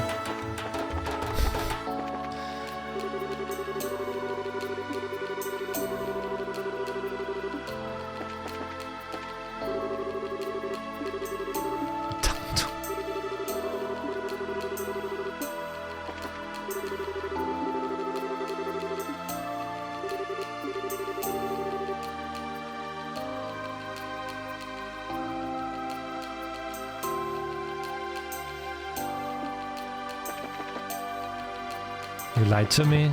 Well, what do you mean I lied to you?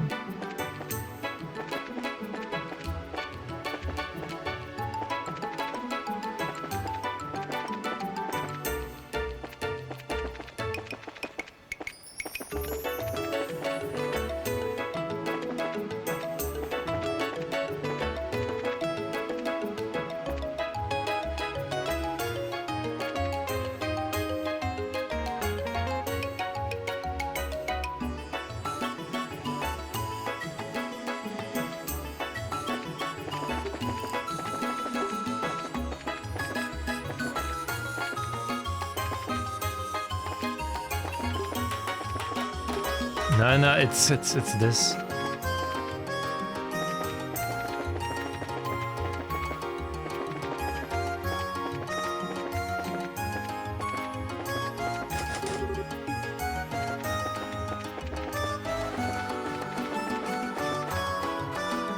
It's never misfire for this.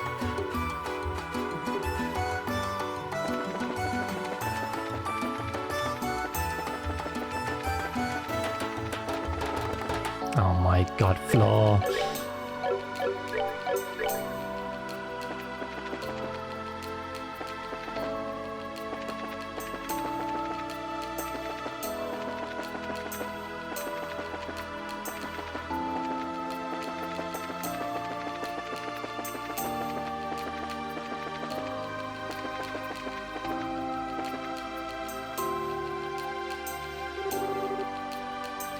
I get it, the one-eyed lion. I wonder if there's a way to keep it from seeing you. This must be the land harbor. No doubt about it. Alright, let's see what we can find. Ticket bits for this. I found the card. We should confirm its contents. Right. Ah, Seeker, the eyes of Adio see only the truth and pass it on to you. Beyond the drawbridge, look to the barrels near the steel crane. Do so and the blue light will be revealed. Another weirdo clue. Now it's a steel crane, so it's suspiciously easy to figure out this time. The drawbridge it mentions is probably the one over in the harbor. How much longer are we going to have to do this? I'm sure we must be nearing the end. We just have to keep going. What do you need to pick up your... What do you need to pick up your spirits? I'm just tired, that's all. I'm fine, really. See, I'm ready to get back into the game. I swear.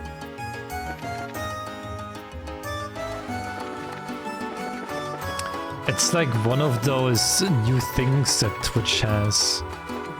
I think it costs Gigantify. It costs like 10 bits or something. I've put it on like the lowest possible. I think it's 10 bits.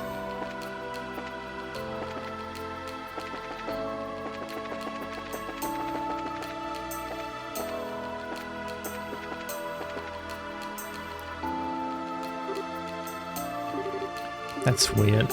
This must be the steel crane, but there are no barrels to be found. Well, what the heck is this stupid clue supposed to mean then? Hey, mister. What is it? You seen any barrels around here? Barrels? I don't say that I can recall. The warehouse is packed full of them though. Oh well. The warehouse. What's wrong? I was just thinking, didn't we find the warehouse key earlier? Yeah, at Mr. Hark's request. And we haven't talked to him either, right? The barrels near the crane were moved to the warehouse. I get you. You're thinking that the barrels that were here are all inside now. You're probably right, nice going, Estelle. It does happen from time to time. Okay, let's go see Mr. Hark. Mr. Hark. Good afternoon, Hark. We have a question for you. Me? What do you want? I was wondering what kind of work you were doing when you lost the key. You said you were moving the barrels near the crane to the warehouse, is that correct? Yep, sounds right. It was actually just one barrel though. It was in the way of the crane thing, so it had to be put in storage. I lost the key sometime after that. Sorry to be a bother, but is there any way we could get into the warehouse? We would like to examine that barrel. Well, management doesn't approve of outsiders entering our warehouse. It's prohibited, in fact. The stuff that's stored there is supposed to be secure, you know? My job's at stake, so I really can't let you inside. Man, that's a problem then. Still, I owe you one. I'll see what I can do. You just want to check out that one barrel, right? Yep, that's correct. Well, I can take it out for a spell then. That way you can look it over all you want without ever having to go inside. Hooray for loopholes! Ah, okay. Thanks, that would be a huge help. That's no big deal. Follow me then.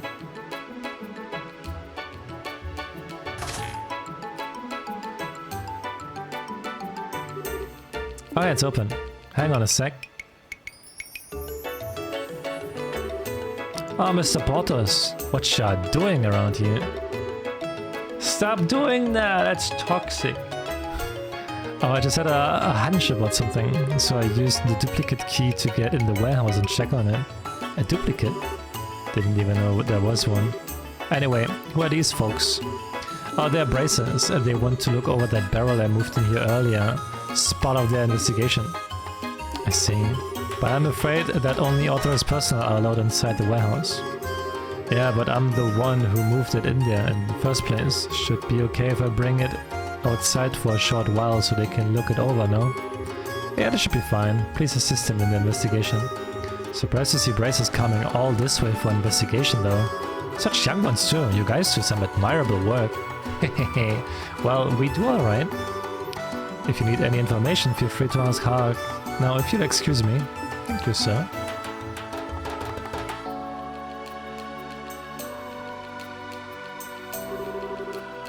Alrighty, I'll bring the barrel.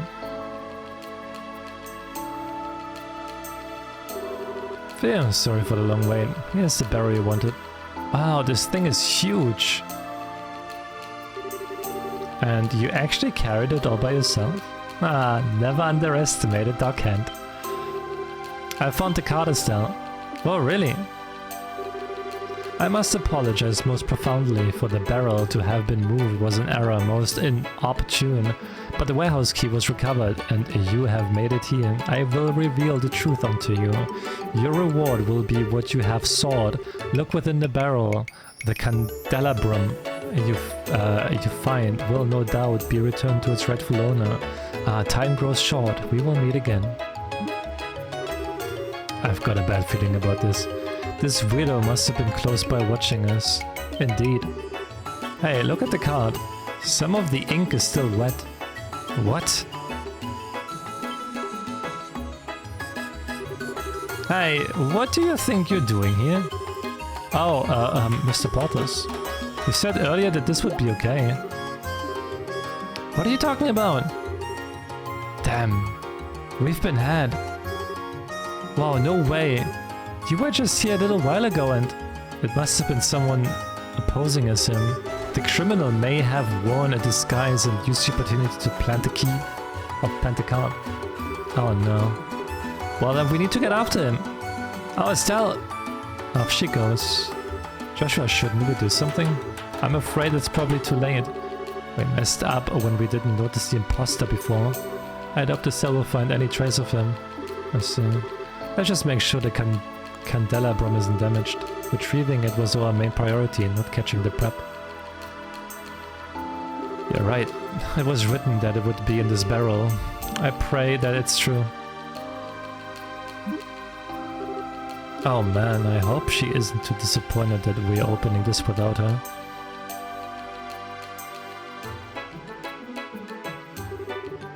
Ah, that's the story. We got the candelabrum back undamaged, but we haven't found any clues to the whereabouts of the thief. All we know is that he calls himself Phantom Thief B. If only we'd found out about the fake sooner. He disappeared while we were running around in circles. Oh no, you've all done a fine job. The main thing is that the sapphire gem has been recovered. The mayor is right. You've done exactly what was asked of you. Thank you for your kind words. But the fact is, we still allowed the thief to escape. Yeah, we can't just let him get away with this. We would like your permission to continue the investigation. If possible, we want to search the estate for any other clues. No, that's really not necessary. My request did not require. You pig! Thank you so much for the 100 bits. That's worth a exclamation mark Tavi for me.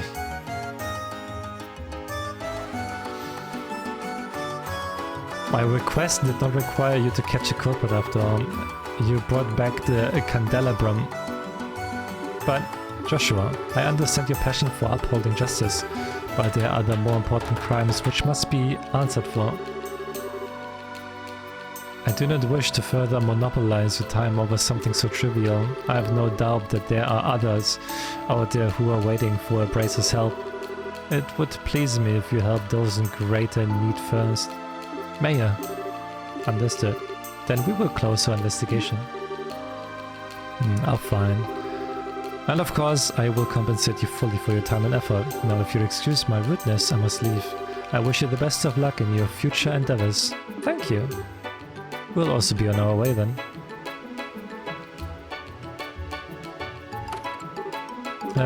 Well, that's taken care of, but I wouldn't exactly call it settled. So it would seem, yes. Hey, come on, Joshua. I know you got something on your mind. Huh? Oh, yeah, a little. I was just wondering why the thief would take the candelabrum if he meant for it to be found. Good question, but it looks like we may never know. The newest card is what really gets me. It's as if this were designed as a test specifically for you two. Yeah, that's been bugging me too. We need to keep our investigations. For starters, we still don't know where the crook sneaked in from. Why don't we do some sneaking around of our own and check out the estate? Won't that make us just as bad as the crook we're chasing? Well then, what are we supposed to do? What choice do we have? We're supposed to abide by the client's wishes. For now, we have to be patient. Alright, let's go. Like the mayor said, there's a lot that still has to be done. Alright. Guess it's back to the drawing board. That seems to be all what we can do for the moment.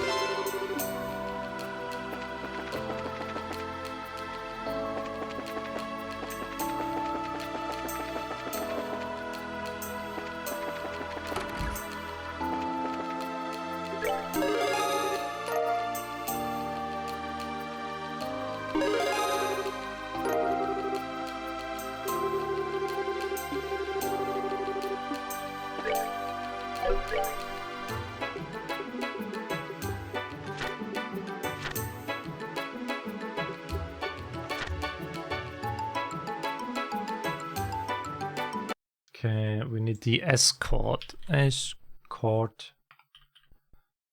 job.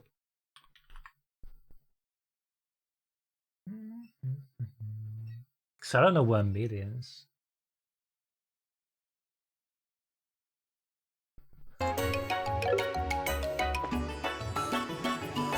God, this emo looks terrifying, so big. What the fuck?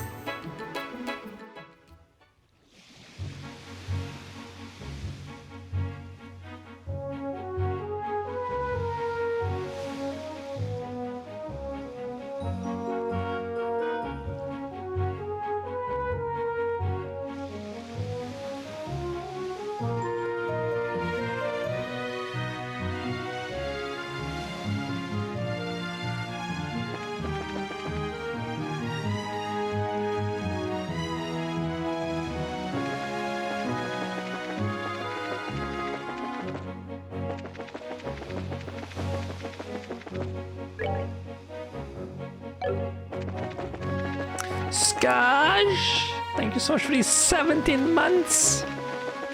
Thank you. Hope you're doing well. Welcome, welcome.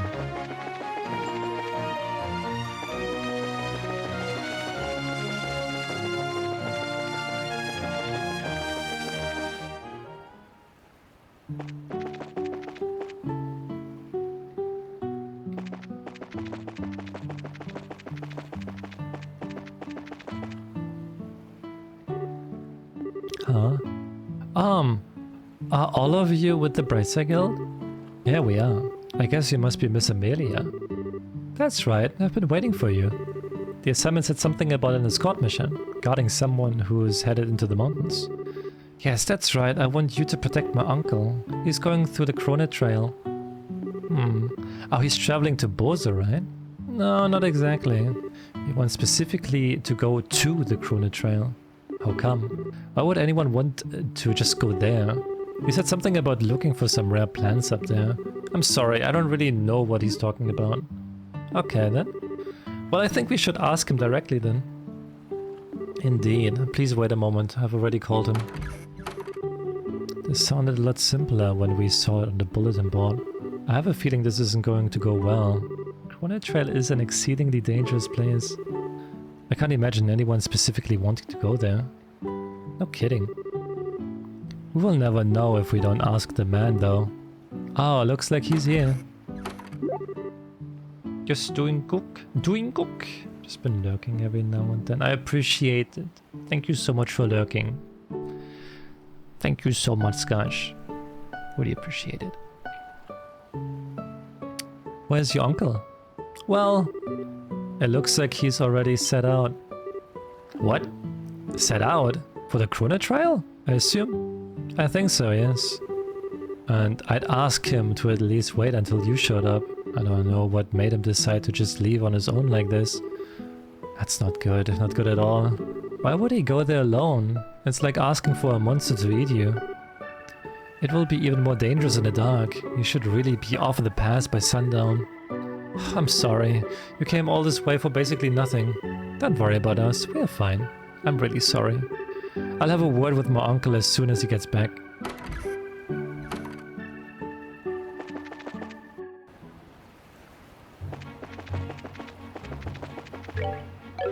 Well, let's go down our shall we?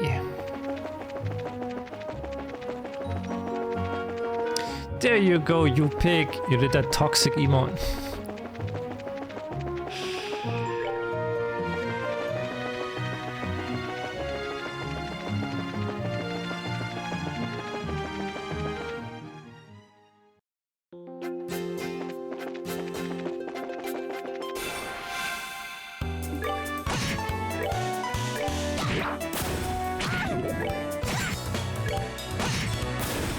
Let's move out.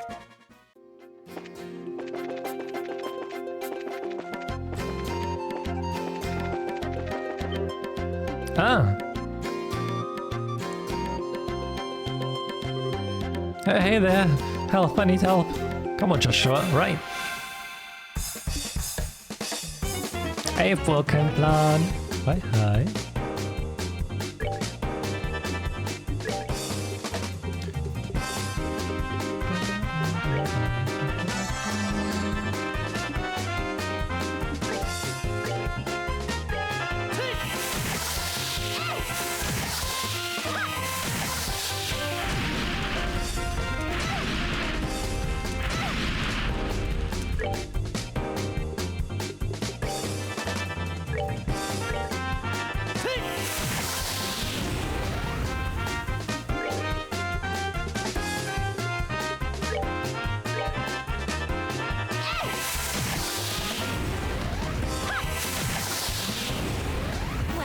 The chip doesn't have that. Oh, okay.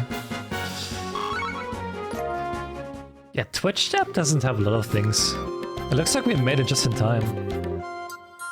More like by a hair's breadth. Were you hurt, sir?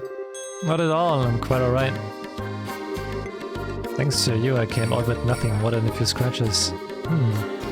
Now I could almost swear I've seen you two somewhere before. The girl's homely face is especially familiar. Homely? Hey! But now that you mention it... Oh, I remember now. You're that country girl from Roland. You're that conniving merchant who was searching for those toxic mushrooms. Estelle, he was a client, remember? Tone it down a bit.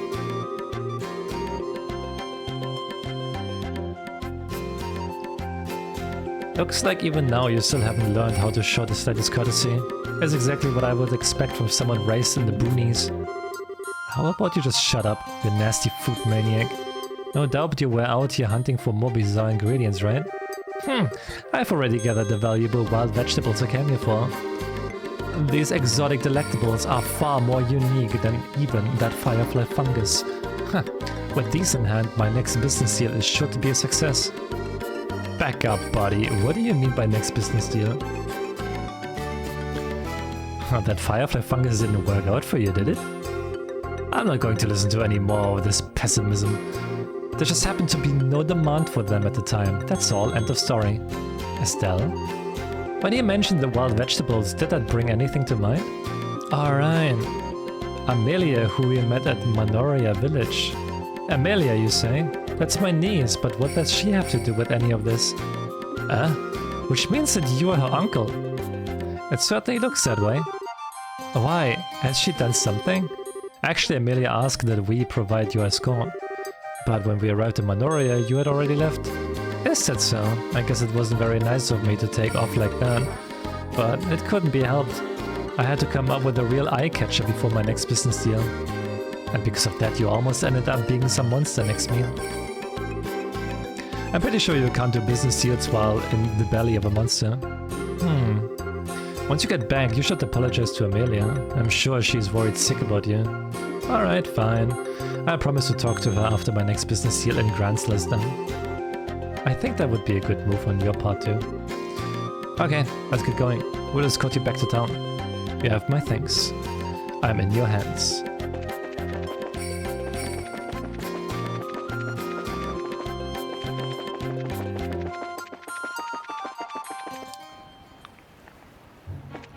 I can't pause this stream, but it's break time anyway soon. I'll have a break time in like an hour or something.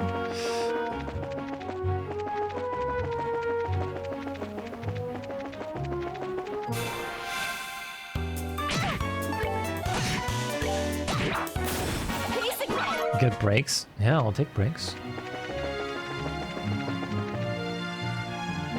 Of course I do breaks.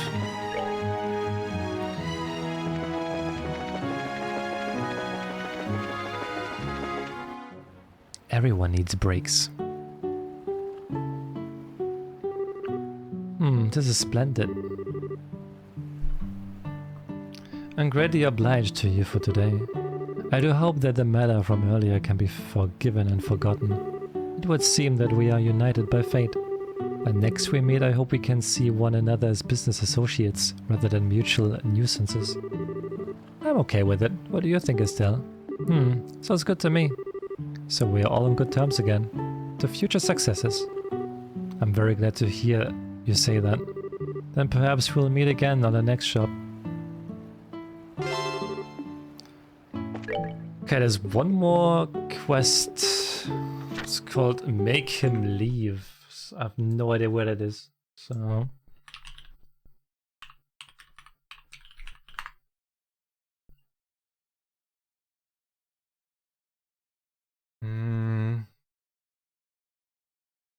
It's south of Ruan, okay.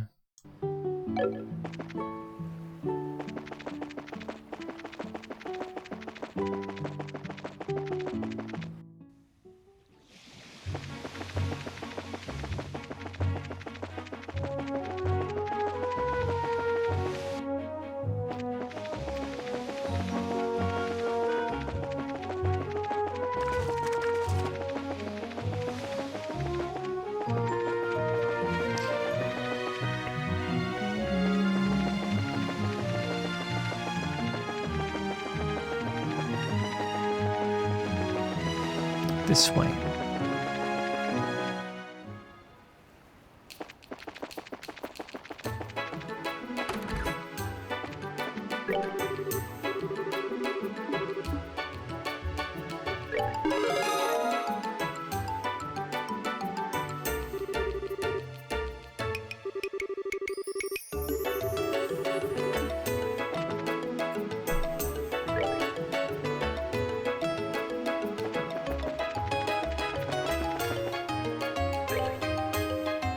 Ah yeah, that's...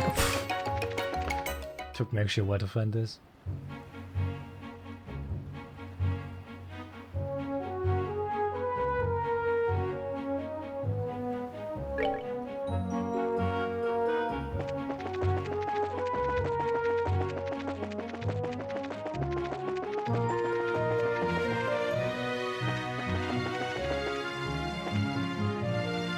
Yeah, it's Latin.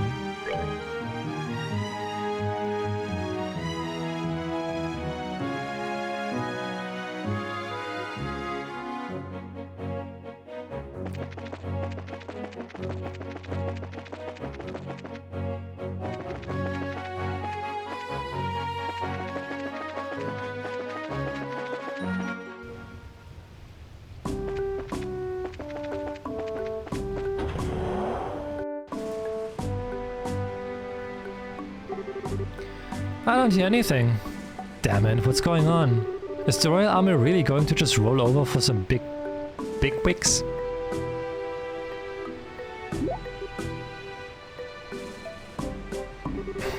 What are they doing? By the looks of them, I would say they're just ordinary travelers. However, what? I have to wonder why there isn't a single guard. Now that you mention it, maybe something big is going on. That I don't know, but I think we should ask a guard when we find one. Sounds good to me.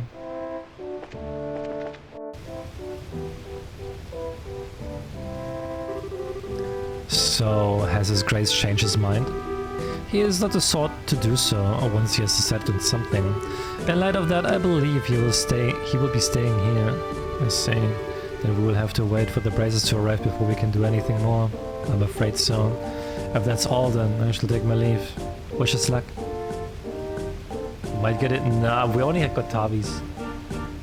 We only got Tavis. There are no Yuppiks. Not yet, at least. Even though I think I should do that. I think I should do the exclamation mark Yuppies for all of those songs that Yuppik is playing, huh?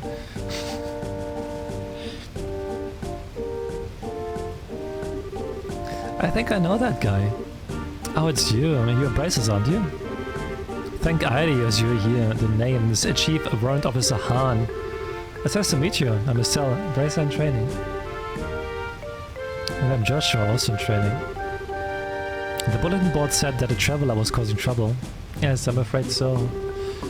We do have an unsavory character and dealing with him is proving most difficult. Do you think you might be able to help us out? Sure. Sure, why not?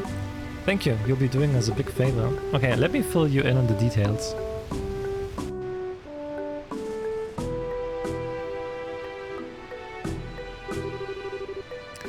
There's been little progress to speak of. So that's what those guys are. What's with those guys over there? They're the victims of this current little issue. The traveler in question is currently in the dining hall. In the dining hall. Yes, we're hoping that food will persuade him for the sake of the others here. Persuade him, huh? Okay, just who is this some traveler? Well, to be honest... Hey! You're in charge here, right? You have to do something. Are you just going to let this kind of bullying go unchallenged? The Royal Army is supposed to be on the side of the citizens, right? If so, then do something about this. Oh, hold on. All of you. Calm down, please.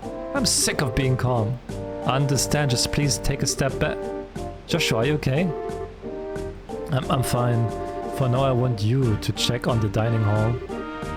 Okay, we will. Come on, let's go. Oh, it's him. But sir, if you reserve all the rooms and the dining hall, what will I tell the other guests? Why can't you see where I'm coming from? Your Grace, I feel I must agree with him. Perhaps we should return to Ruan as originally planned. Quite, Philip. I like it here.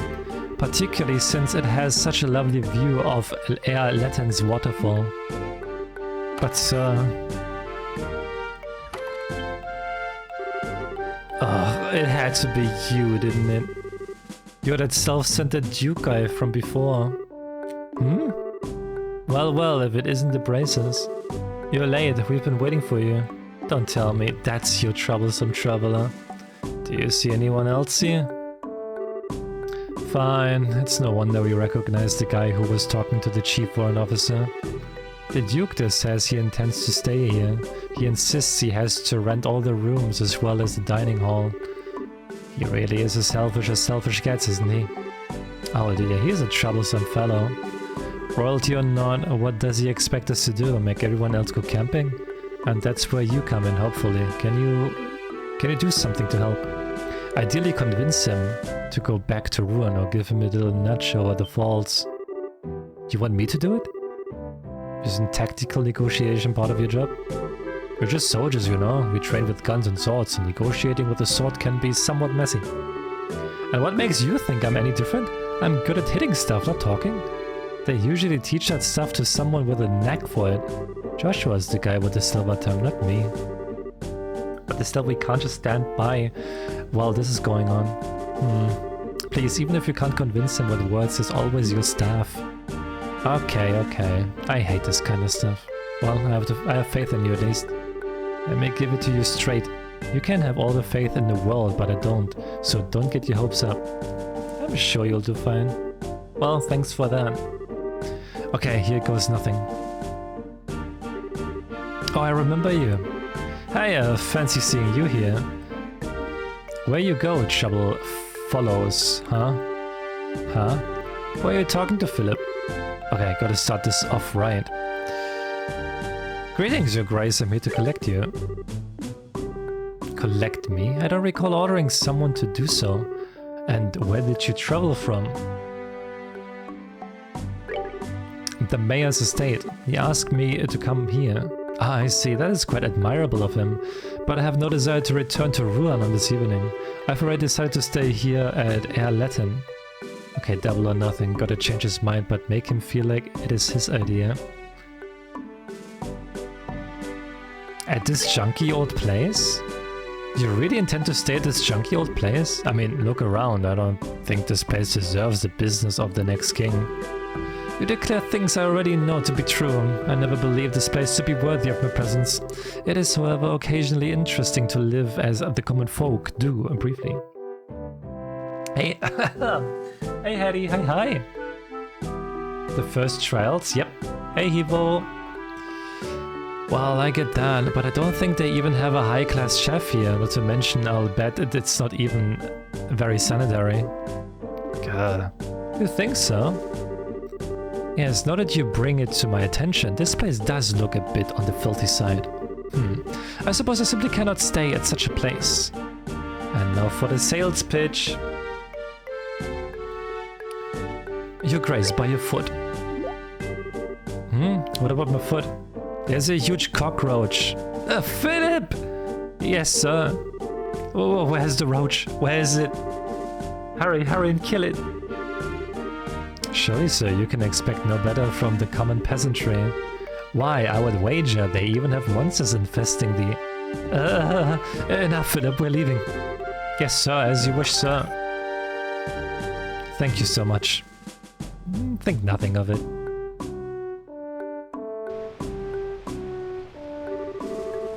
And all because of one magic word. Cockroach. Classic. And she had the guts to say that to his face. Huh. Yeah, I needed a good laugh. Really, that's a relief.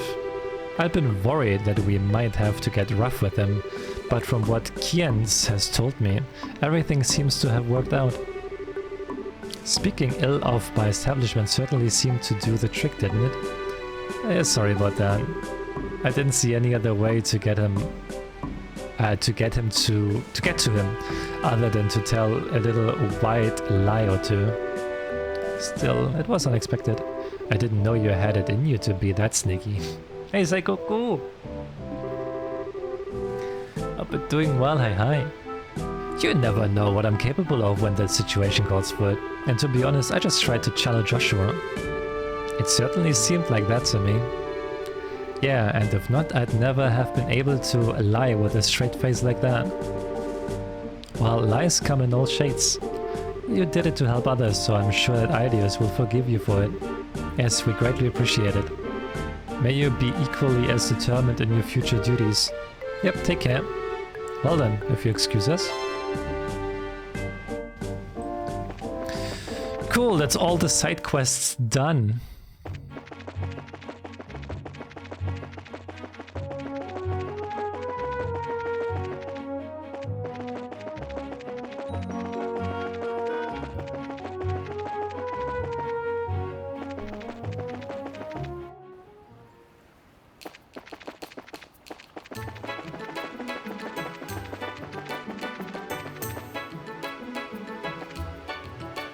Now we're watching anime? Yeah, that sounds nice.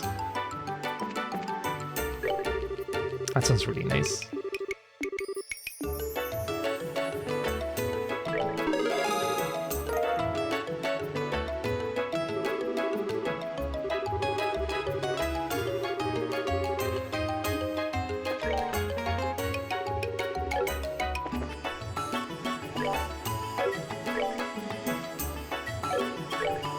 I'm anime now. And technically, I look like an anime character playing anime games. I don't know. I may not watch anime myself, but maybe I am anime.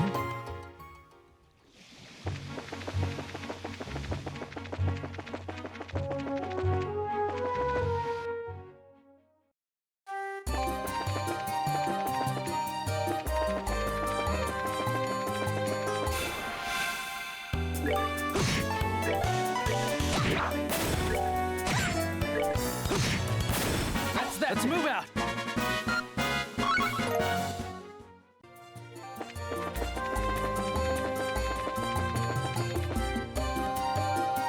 How goes the game so far? Oh, it's going well. I haven't played this game in a while, so it was kind of difficult to get into it again because I completely forgot what happened last time.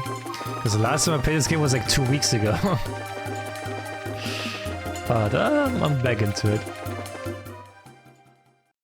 I did not watch anime, why? I don't have time to watch anime.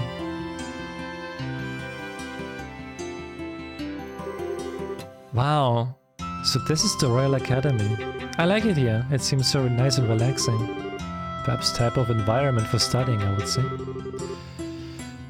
Well, everyone's in class at the moment. It will get pretty noisy if you just wait around a little while. We're having the campus festival soon. Ah, so I guess people are busy preparing for it. Correct. I want to introduce you to the head of the student council, but she's in class, so I'll take you to the dean's office first. Why there? To meet Dean Collins. He's in charge of the whole academy. His office is on the first floor of the main building to the right. Got it? Well, let's go meet the dean then. Yeah, that's really a problem. And like with me playing like multiple games at the same time, it's Sometimes I just forget one game and like, oh shit, I wanted to that one. Yeah.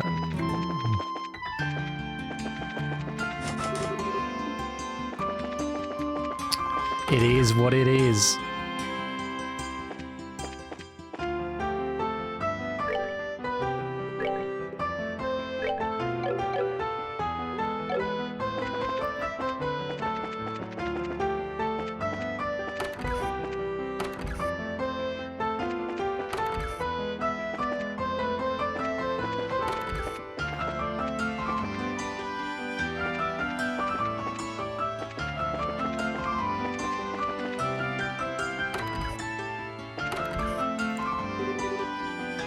I'm back, Dean Collins.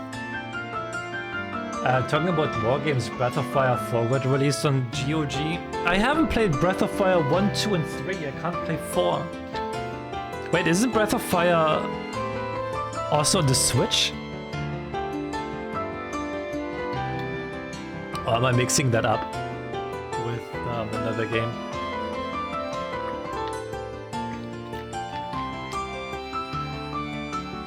They aren't connected, doesn't matter.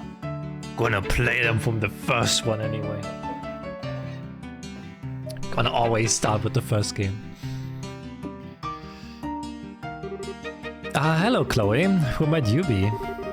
It's nice to meet you, Dean. We are from the Bracer Guild. But you're so young, very impressive indeed.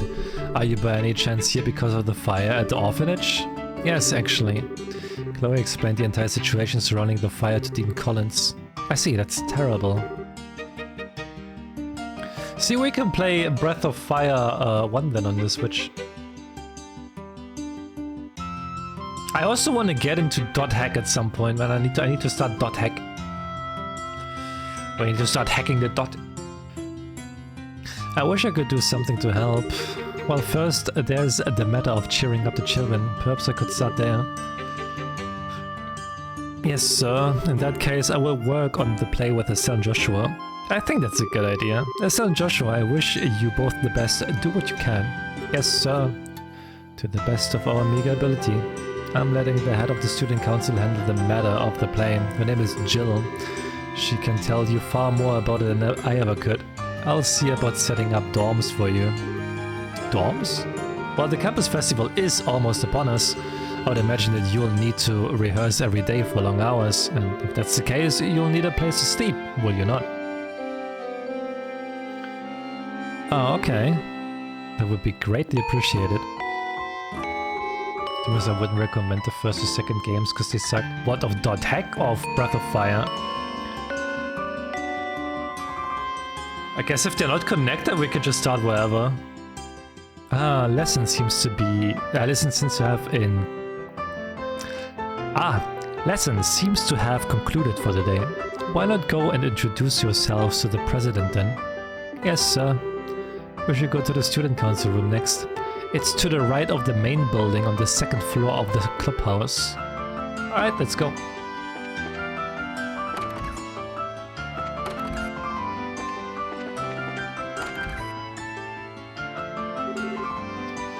So busy. The budgets for all of the concession stands have checked over. No problem with sending out the invitations. Now all that's left is the play. If we can't find anyone to fill the last two roles, the only option might be for us to fill them in ourselves. Oh no, there's no way you are acting in the play. The horrors I witnessed when we first tried to those costumes are now going to haunt me for the rest of my life. Hey Eric, hi. It's so bland and the encounter rate goes through the roof. It's even worse than Persona? No fucking way the encounter rate is worse than Persona. I think Persona has like the worst encounter rate that I ever saw in a fucking JRPG. Don't remind me, I never want to wear anything like that ever again. I'm back, Jill. Hello, Hans.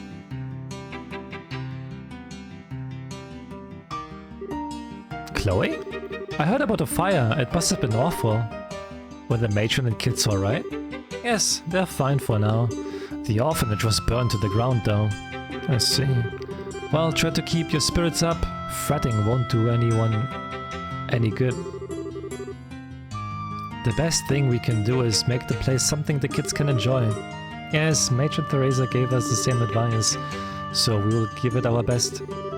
With your help, I'm sure everything will turn out fine. To think I was stressing about it just a few minutes ago. Who are your friends? Nice to meet you, my name is Estelle. I'm Joshua, it's a pleasure to make your acquaintance. So you must be the ones Chloe spoke of before. I told you I would bring them here. They'll be helping too. That's a relief. I'm glad to meet both of you. I'm Jill Redona. I'm the head of the student council. I'll be directing the play. And I'm the vice president, Hans. It's nice to meet you both. Likewise. Good to meet you too. You know? What? With the braces here, maybe we can incorporate stunts. Are you any good with the sword, Estelle? Well, my father mainly trained me on the staff, but I'm not hopeless at least. Okay, then that settles it. You will have a big sword fight with Chloe. Whoa. A sword fight? She means in the play, of course. There's a duel between the two knights at the climax of the play. It's a really powerful scene, perfect for the final act. We don't have any girls who can use a sword well enough to compete with Chloe, much less make it look good. She beat every guy in the fencing tournament and took the top spot. Oh wow. She actually beat out Hans in the final match. Thanks for reminding me, Jill. It's not that I'm no good, it's just that Chloe is way better. I'm still only an amateur. I don't think I would be any match for a professional like Estelle. And again with the modesty. But hey, if you need my help, I'm your girl. We can do it, Chloe. I'm sure we can, thank you. You know, a duel between two female knights ought to be pretty unique. Female knights? They're going to be playing the two male knights. Huh? But that leaves us without a role for Joshua. Oh my, whatever shall we do? He deserves to play a crucial role in this. Yes, a crucial role, and I think we may have just the part for him. What kind of play is this exactly? It's called Madrigal of the White Magnolia. It's a famous story set in the time where there are nobles and commoners. A princess is courted by both a knight of royal blood and a commoner. In spite of the different social classes, the three have been friends since childhood. As you can imagine, this leads to complications between the nobles and the commoners. And there's a great happy ending to the whole thing. Hey, that sounds like fun. So then, why are the girls playing the guy roles? It's just something to make the production more interesting this time.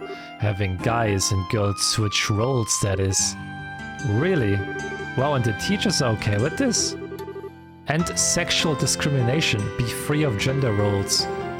Put in that light, the teachers love the idea. Personally, I just thought people would get a kick out of it. Jill, you're incorrigible. Yep, though she says she prefers the title Evil Genius. I'm totally up for this.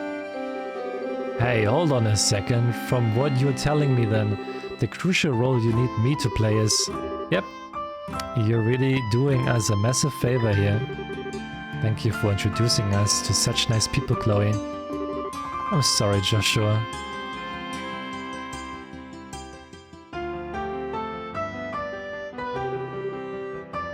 So these are our costumes. I figured that if we are playing knights, we would be all armored up. Well, armor and the helmet won't work so well if we want people to see you act. That's why I decided to arrange things so you would be dressed more like a royal guardsman. Oh, I get it. It's perfect for Chloe. She's petite. Thank you so much. I think it suits you also. Really? Say, why are we dressed in different colors? Because I'm playing the Azure Knight Oscar. You're playing the Ruby Knight Julius. It makes the play more colorful. Ah, okay then. So what about Joshua?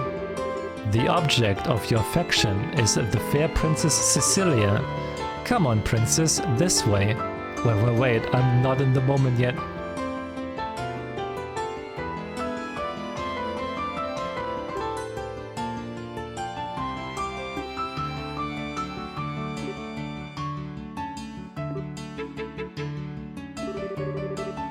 If you're going to say something, say it. Don't leave me in suspense. Well, how should I put it? I think it looks perfect. I'm shocked. You look beautiful. Indeed, as such poise. Why, if I didn't know what's really going on under there, I would be smitten at the very sight of you. Well, thank you for being so honest about it. At least I am not so thrilled, but this is just as I would hoped. I think everyone will be pretty pleased with the casting. Come on everyone, let's make this play one to remember. Is this like... It's like the same shit as when Cloud was wearing that dress, right? Everyone was like after Cloud and now everything is after Joshua. Fanboy Joshua. Boo-hoo. Afterward, Estelle and Joshua each slept in their respective dormitories. Okay, Estelle, please use this bed. Thank you. But that means you and Jill are in the same room. You two must be close.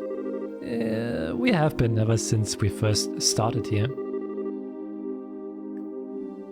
And as roommates, we are pretty much inseparable. By the way, I have a proposition for you. What? Want to be an honorary best friend of mine? After all, we are going to be working together. You don't mind, do you? Of course not. Not supersetting me, I hope. We are a best friend trio, right? Yeah, of course we are. My new best friends, Jill and Chloe. Wonderful. Looks like it's just us girls in here. This will be fun. No need to worry about boys prying eyes while we are here. You make it sound so dirty. You're so innocent. Like a little lamb. Ah, that's just mean. Just for that, I'm not baking you any sweets. Oh well, pardon me. I apologize for offending you. Mamselle Chloe. Nope. Try again. What's wrong, Estelle? What's with all the staring? It's no big deal. I've just got a little green monster on my shoulder. What do you mean? I have some friends back in Roland, but the moment we ever did was have sleepovers. I think it must be nice to have someone close living under the same roof with you. What do you think, Chloe? I'm not sure. I don't really understand what would make you jealous, Estelle? I conquer. I almost want to ask where you get off saying something like that. Why would you say that? Oh, come on. You've got a traveling companion, don't you? A pretty nice looking one to boot. You've also, I don't know, lived under the same roof with. Are you talking about Joshua? That's kind of a silly question.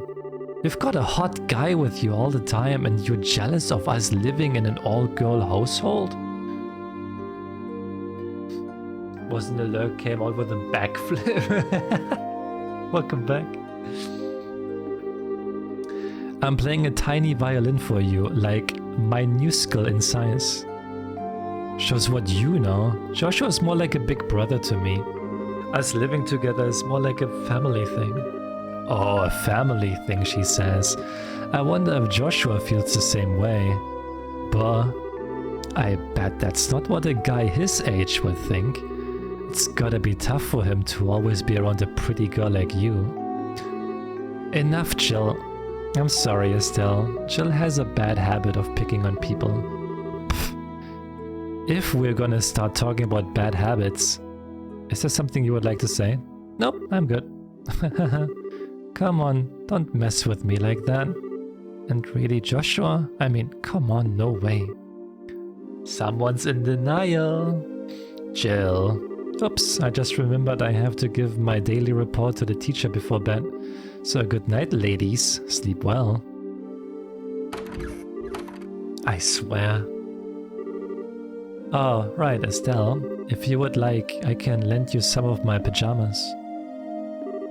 Estelle? What? Alright, pajamas. Sure, that sounds great. With that, Estelle and Joshua's unlikely life at the Royal Academy had begun.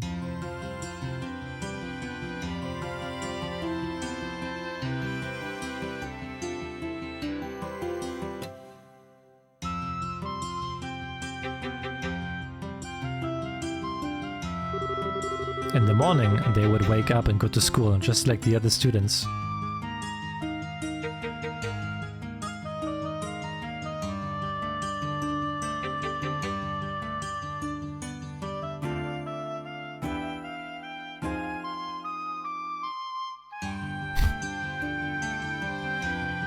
Why do they have to go back to school now? What the fuck? I thought they're just helping out. Why do they have to be in class now as well? All throughout the morning, they attended lessons with the other students.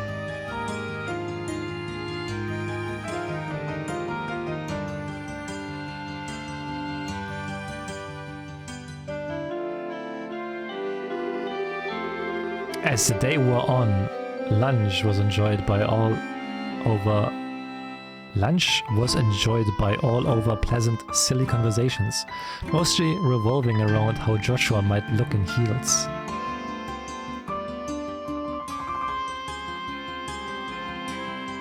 It's an academy arc, I guess true. School was followed by rigorous rehearsal that lasted late into the night. Everyone was having such fun and the time seemed to fly by.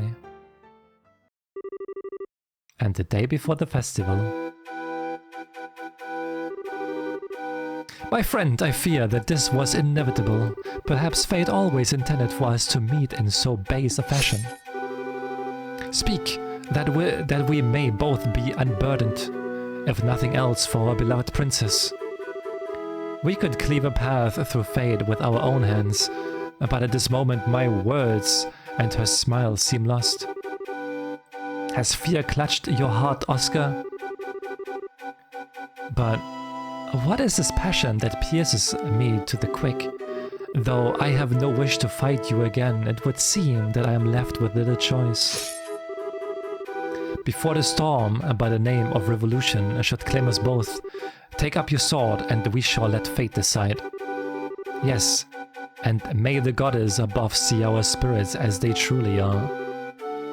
Come then, let it be done. Indeed. Hey yo Fuzz, hi. The graphic of the game looks really nice. I think it's like a 2006 game, it looks really, really good. Hope you're doing well, Fuzz, welcome. Phew. Woohoo! I finally got through this scene with no mistake. And a convincing performance it was. I've got nothing on you though. I don't think you flubbed a single line. Well, I've been familiar with this script for a long time. I think I learned it at about the same rate as you're going. I really appreciate you taking the trouble to rehearse. Actually, it's 2004. I'm sorry, it's 2004 then. It's 2 years older than I thought. It's no big deal. You've kind of been my guide through it all. I think you would make a great bracer personally.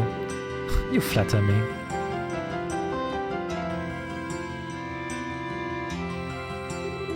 We finally do this for real tomorrow. I hope Matron Teresa and the children will enjoy it. They really mean a lot to you, don't they? They're like a family. I'm sorry, did I say something wrong? No, you're exactly right. There's the one who taught me the real value of family. Both of my parents died shortly after I was born. What?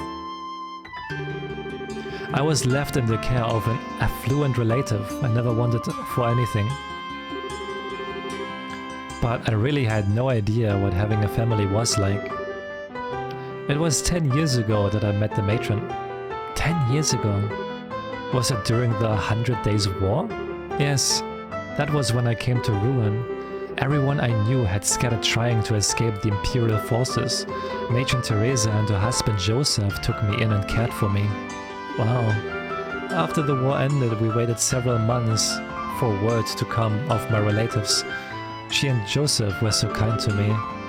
That was when I first understood what it must be like to have a mother and father, and how it would be to have a family to be with. Chloe.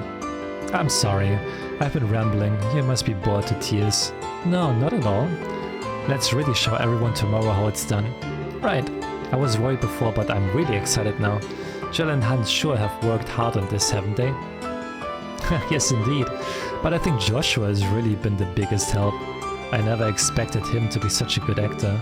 Yeah, he acted all uninterested, but he sure plays the role of the spoiled princess well. He definitely nailed the mannerism. I've seen professionals turn in worse performances. Does he have any experience in theater? I don't really know much about his life before I met him. Whatever went on back then, he never wanted to talk about it. Oh, I'm sorry, I don't mean to pry. Don't sweat it. He's always been the type to be good at whatever he does. He is always so calm and collected. Sometimes he gets flustered though, and that's when he's really cute. What? Perhaps our roles should have been reversed. Huh? Julius and Oscar. Somehow I think you would have preferred to play Oscar. How come? Well, maybe, I mean, Julius is the son of a noble, and I sure don't know anything about that. Flip into the lurk, BRB. Thank you for lurking, Hetty. That's not what I mean. It's more about, you know, the ending. Oh, you mean how Oscar gets... Right. Well, just Joshua. Hey, do you mean you wouldn't like kissing Joshua? Don't be ridiculous. Still, it does seem rather risky. Come on, you're starting to sound like Jill. And besides, Joshua just sees me like a little sister. Does he?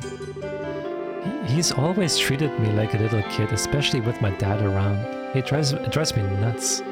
Anyway, there's absolutely nothing like that going on. Okay. Ah, here you are. Joshua, Hans, rehearsal's over and you're still practicing. That's some dedication you two have. Ready for the big duel scene? Just leave it to us. It will be flawless. Really, I look forward to seeing it. Anyway, what are you two doing here? Were you looking for us? Yeah, today's the last day that you two will be staying with us in the dorms, right? I was thinking we could have a big dinner to pump ourselves up. Maybe. Yeah, let's do it. I think it sounds like a great idea. By the way, wasn't Jill with you? She was called away by the dean some time ago. I'll go check on her. I'll come with you. You guys can go ahead to the cafeteria. Okay. Let's go to the cafeteria. As you wish, boss. Don't call me that.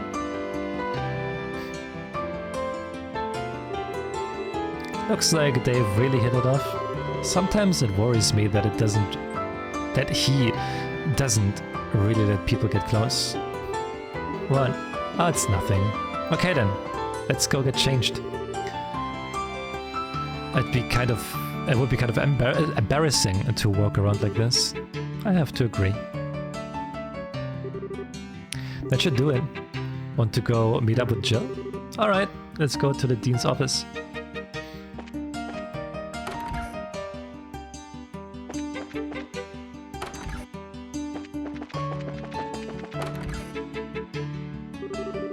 Hey, that's a great idea. That's our dean, always level-headed. You flatter me. Then I assume I can entrust the list to you. Yes, sir, I'll take care of it. Excuse us. Oh, we're sorry, are we interrupting? No, we're just finishing up. Actually, Dean, don't say anything. You'll spoil the fun tomorrow. What? You're acting all suspicious. So what are you plotting this time, Jill? You'll have to wait until tomorrow to find out. Anyway, what's up? Do you need me for something? Yes, actually. Chloe explained that an evening feast had been planned for the next day in anticipation of the play's success. Oh, that sounds fine. I'm just hoping and praying that the festival is a big success. Let's give it all we've got. Barring any major complications, I think tomorrow will go just fine. Yes, sir. Come on, Jill, let's go to the cafeteria. Okay. I don't even know what the cafeteria... Where's the cafeteria? Auditorium? Girls' dormitory? Boys' dormitory?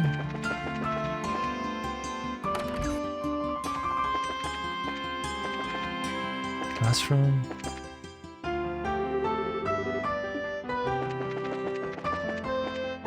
Classroom. Faculty lounge.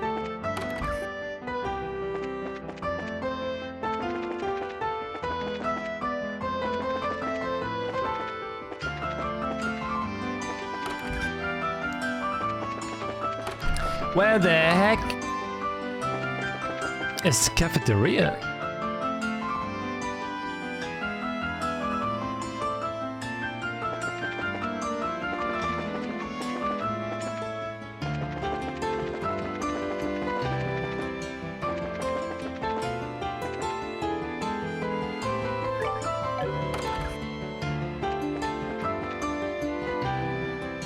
It's the clubhouse. Oh my fucking god. The clubhouse is the cafeteria. Oh my god. Hey, we're here. Yeah, thanks everyone. Thank you, Jill. Hey, we've been waiting for you. Now, are you ready to order some food? Oh man, my stomach cries out for nourishment. Finishing up the play and having to run hither and yon like a madman really works up an appetite. But it all ends after today, right? Yeah, right. I've got to get motivated.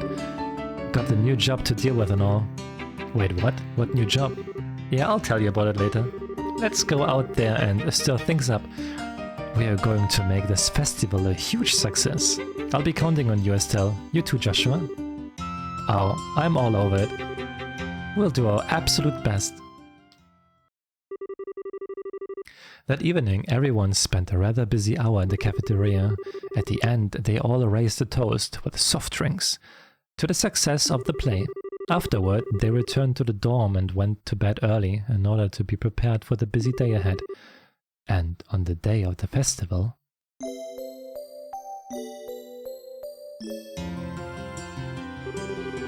the stage is set perfectly. The lights are just right. Okay, looks like we are ready to unleash our masterpiece. We'll be opening soon. We've got a bit before everything starts though. Go have some fun in the meantime. Now you're talking. I'm gonna go stuff my face with something from every food stand out there. Looking around is fine, but if you eat too much, you'll be too full to move in the play. Yeah, I probably shouldn't overdo it. Hey, aren't you guys gonna come with us? Can't, we've still got student council business to deal with. You'll be fine. Go have some fun. What? What student council business? And didn't you say the same thing yesterday? Is there something I can do to help? We're fine, I promise. All you need to do is show Estelle and Joshua around. Aren't the pipsqueaks gonna be showing up soon? Alright, sorry. We will have time enough to go out and enjoy the festival. Oh yeah, and Joshua, if you see any hot girls out there, I expect you to beeline it right back here and tell me, got it? I wouldn't want any of them missing out on the pleasure of my company. Yeah, I got it. Tall, gorgeous, sensual, charming. Did I miss anything? My friend, I couldn't have said it better myself. Man. Seriously, talk about one-track minds. The time you've all been waiting for has finally arrived. The 52nd Janice Royal Academy Campus Festival has begun. Welcome back, Harry.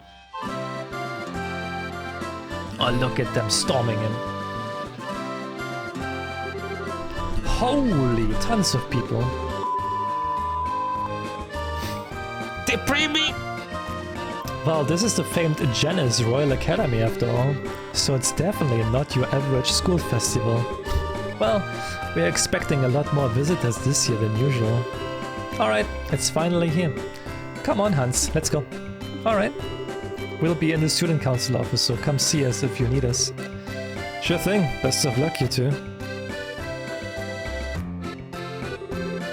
Shall we go look around? Works for me.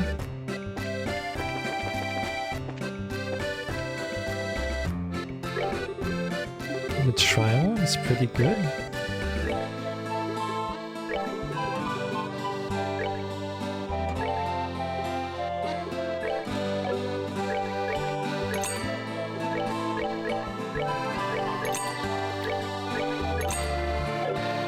Guess just about one of each. Oh, if it isn't San Joshua, what brings you two here? Ah, Neil! Are you here for business or pleasure? Lots of people in this entertainment industries were invited. Did you ever find the link between all those bits of information you found? I wonder. Actually, before I get into that, I'm hungry. I think I'll go fetch me some grub.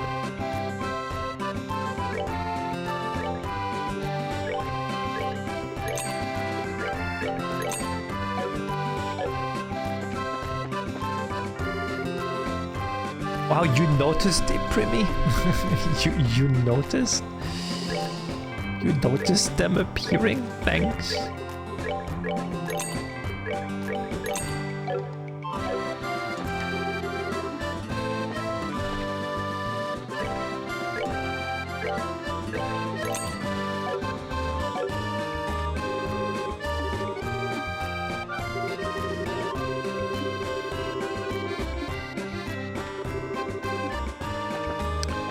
Where are the kids?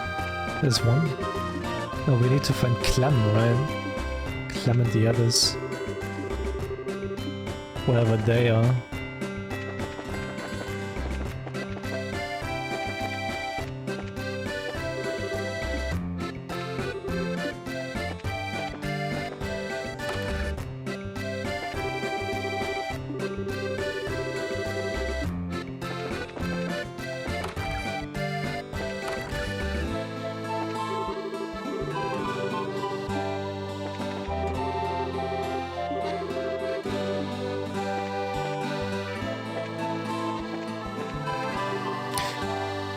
Leela? It's good to see you both again. Oh, well, if it isn't Estelle Joshua. Maya Mabel too? What are you two doing here? To tell you the truth, I actually graduated from here. I always make a point of going to the campus festival each year. Okay, that's cool. But enough about me. How have you two been doing? Are you here on guild business? Well, actually, Estelle told Maya Mabel what had been going on. Oh, so you're helping out with the play. I've always found them to be slightly tiresome. But if you're going to be on stage, I certainly don't want to miss it. I'd really rather not have anyone I know in the audience for this.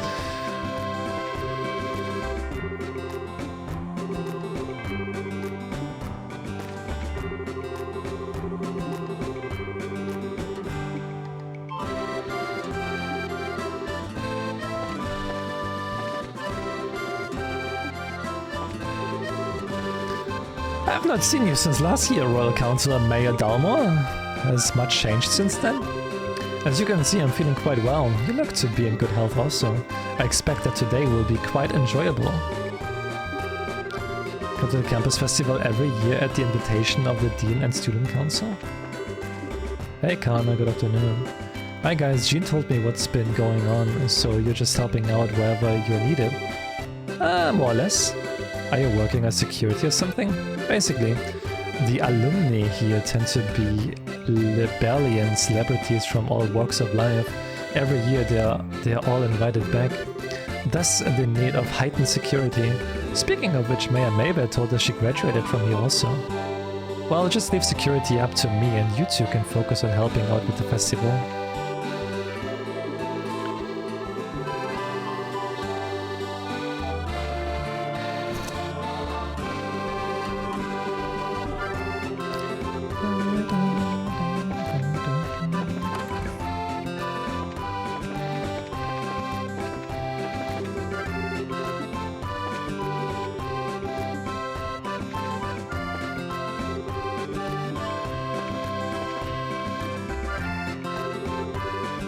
Your Grace, I hate to say this once more, but please consider your words when among the public. So this is the campus which I funded through the royal coffers. As the Queen's nephew, I ought to give it a thorough inspection. I am sure that the students will consider it a great honor. Was the old fart even invited? I imagine he was not invited. I guess he was. Not inviting him would have just been asking for trouble.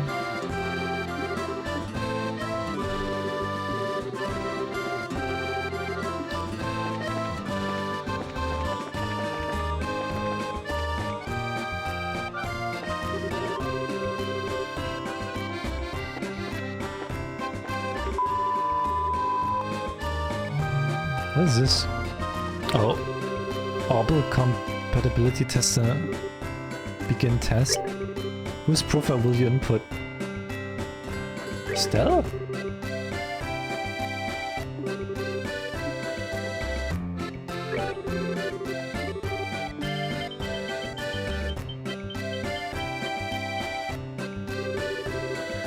These two are very active individuals. Today is the ideal day to take on new challenges or foes together. All it will take is for each to suppress the impulse to force an opinion onto the other.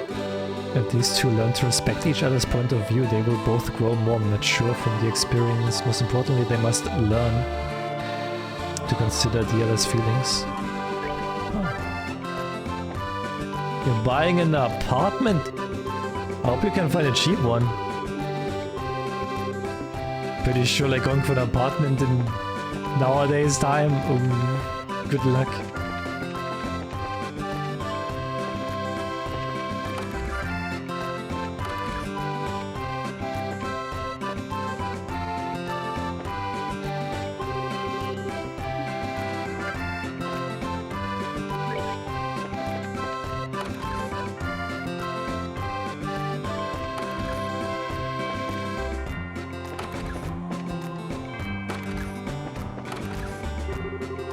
Okay, that should do it. That's our project budget. We should be okay since it's not that much. And we just need to get the dean to approve them? What am I supposed to do here? 17 years? I hope you found a place you want to stay for 17 years. Professor Alba, is it you? Well, Estelle Joshua, this is a pleasant surprise. I trust you're doing well? Were you invited here for the festival? Sadly, no, I'm here on other business. I've come to investigate a new discovery within the Saffel Tower. I was hoping that the Academy could provide me with some useful materials. Oh, you're really dedicated. Well, I have to be. Research hasn't made me wealthy, so I'm fueled by pure enthusiasm.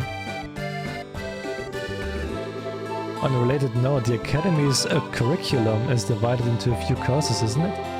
Will there be any exhibitions? Yes, although of the 3 courses available to study here, only the Social Studies class will have an exhibition. The students are displaying the results of an independent research project. I see, I recall my own days as a student. So, where is this research publication made? Oh, okay, this must be your first time at the Academy, right? Let's see, how to explain. Indeed, the campus is fairly littered with buildings. If you would like, we can just take you there. That would be helpful. But I hate to spoil your fun here. That's fine, we're not doing anything major right now. I see. Well, in that case, I would greatly appreciate you showing me to the exhibition hall whenever you have time. I'll be waiting for you right here in the cafeteria.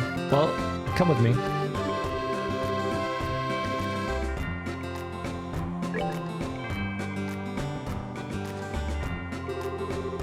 Well, you've certainly pulled out all the stops, haven't you? So many areas of interest from history to economics. Thank you so much, this looks like smashing fun. It was my pleasure to help, sir. Social studies is my major, so I hope you enjoy looking around. I've never been good at this whole academics thing. One of these days you're really going to have to get over them. Being a bracer requires knowledge in many different areas of study. Well, I'm itching to start looking around, so if you'll excuse me, thank you again for showing me the way here.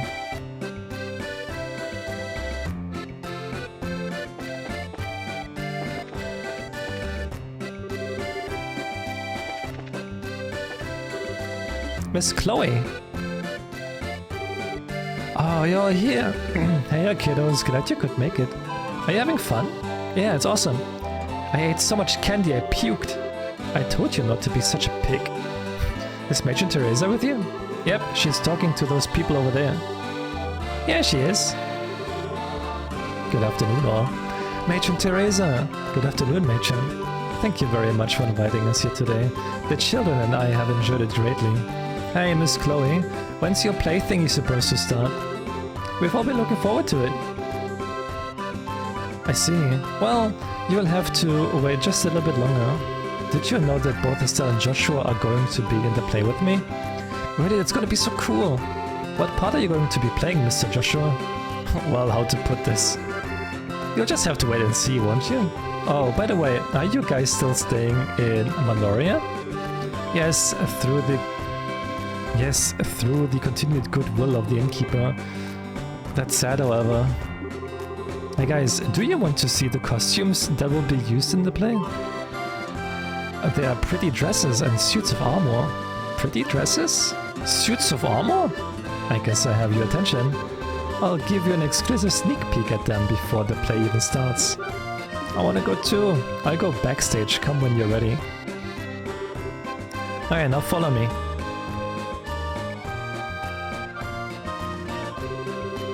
Joshua is such a thoughtful boy. I didn't want to speak of this in front of the children. You mean? Yes, I've chosen to accept the mayor's offer. We will impose upon the Manorians no longer. I will tell the children today after the festival. I see. That's sad, but I suppose you have no choice. Please, don't look at me so. Granson is easily reachable by airship. Moreover, I can look for work while I'm there.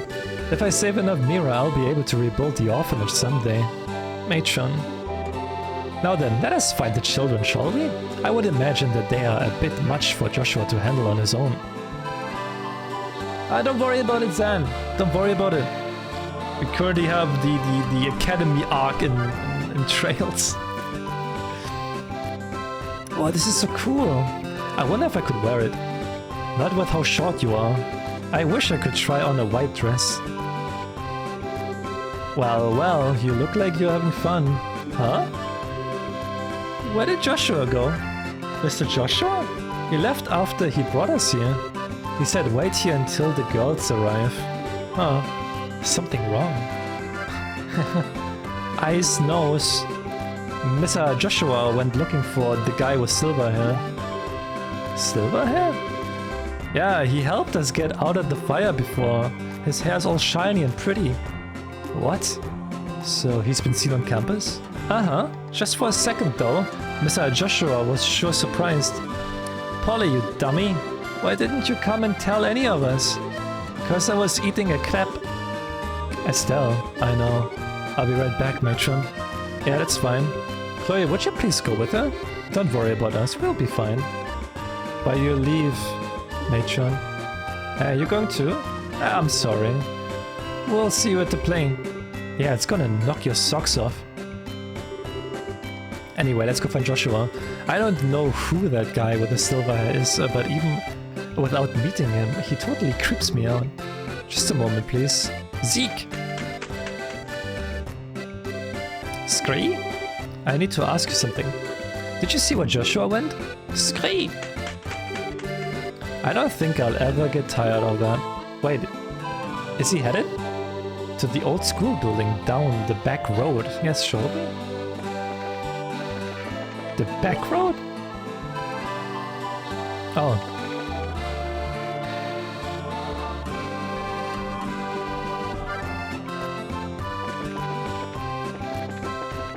I don't know, like tomorrow, tomorrow we will do Persona and then right after AI, so that should work out. How late is it even, by the way? Let's do trades for like 10-15 more minutes.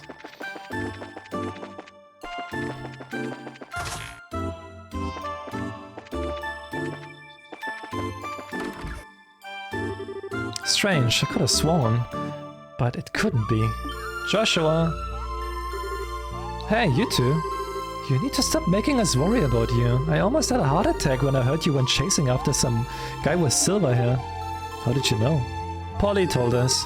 I guess she saw you. She's pretty sharp-eyed. She's a pretty sharp-eyed kid. I did follow a man matching the description out this way, but I guess I lost him. Oh my. Must have been pretty talented if he managed to give you the slip. Any idea who he was? I'm afraid not. I don't think it was our arsonist though. I held him as long as I could. I see. By the way, why did you run off by yourself? My thoughts exactly. You could have at least left us a message. I'm sorry, I didn't mean to worry you. Who said I was worried? I was just pointing out the importance of teamwork. You're a terrible liar. Not 5 minutes ago, you were in a total panic. I was not. And hey, you were pretty concerned yourself. I am... Thank you, both of you. Pay attention, please. All play personnel, please report to the auditorium right away. Once again, all play personnel, please report to the auditorium right away. Thank you. Oh yeah, it's almost time, isn't it? Yes, we should get into costume. The play will start soon. Alright then, let's do this. Oh, what about that guy with the silver hair? I suppose that all we can do is let Kana know and warn her to keep an eye out. The three then spoke to Kana about the silver-haired man and left for the auditorium immediately afterward, 30 minutes later.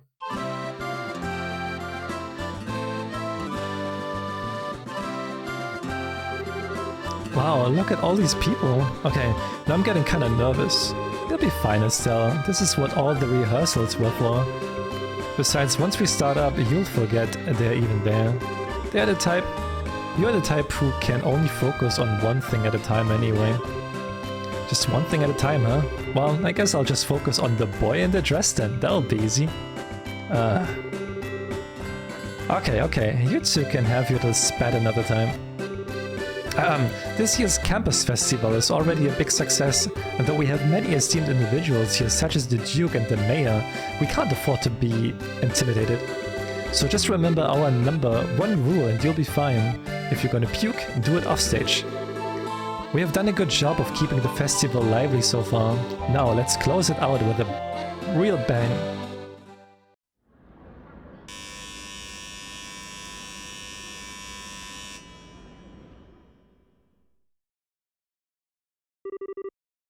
Without further ado, the Student Council proudly presents Madrigal of the White Magnolia. Enjoy the show. In year 1100 of the Septian calendar, 100 years ago, Libel was still a land of nobles and aristocrats. But commoners too held some power, and there were prodigious trader that grew more influential with each passing year. During this period, there was much friction between the classes, and the nobles and commoners clashed often. As time went on, these clashes intensified. The intercession of the royal family and the church failed to end their squabbling. The stage was set for a final conflict. A year had passed since illness stole the king from his people. Our tale begins on an early spring evening in the rooftop garden of Gransel Castle.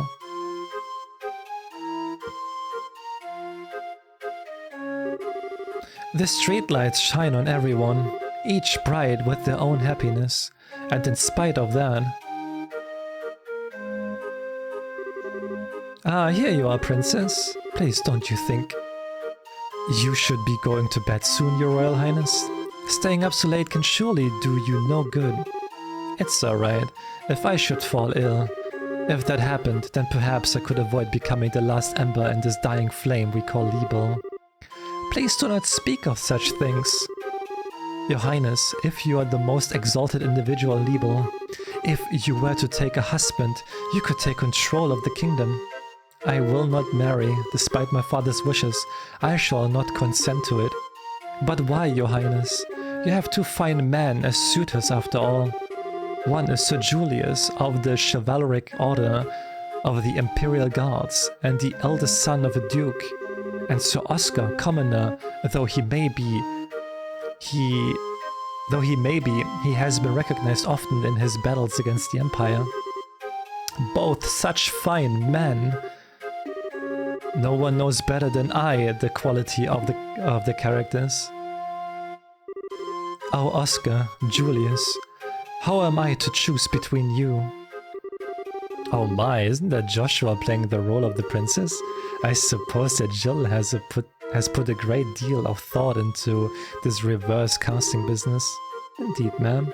He plays his role well, but the two maids leave much to be desired.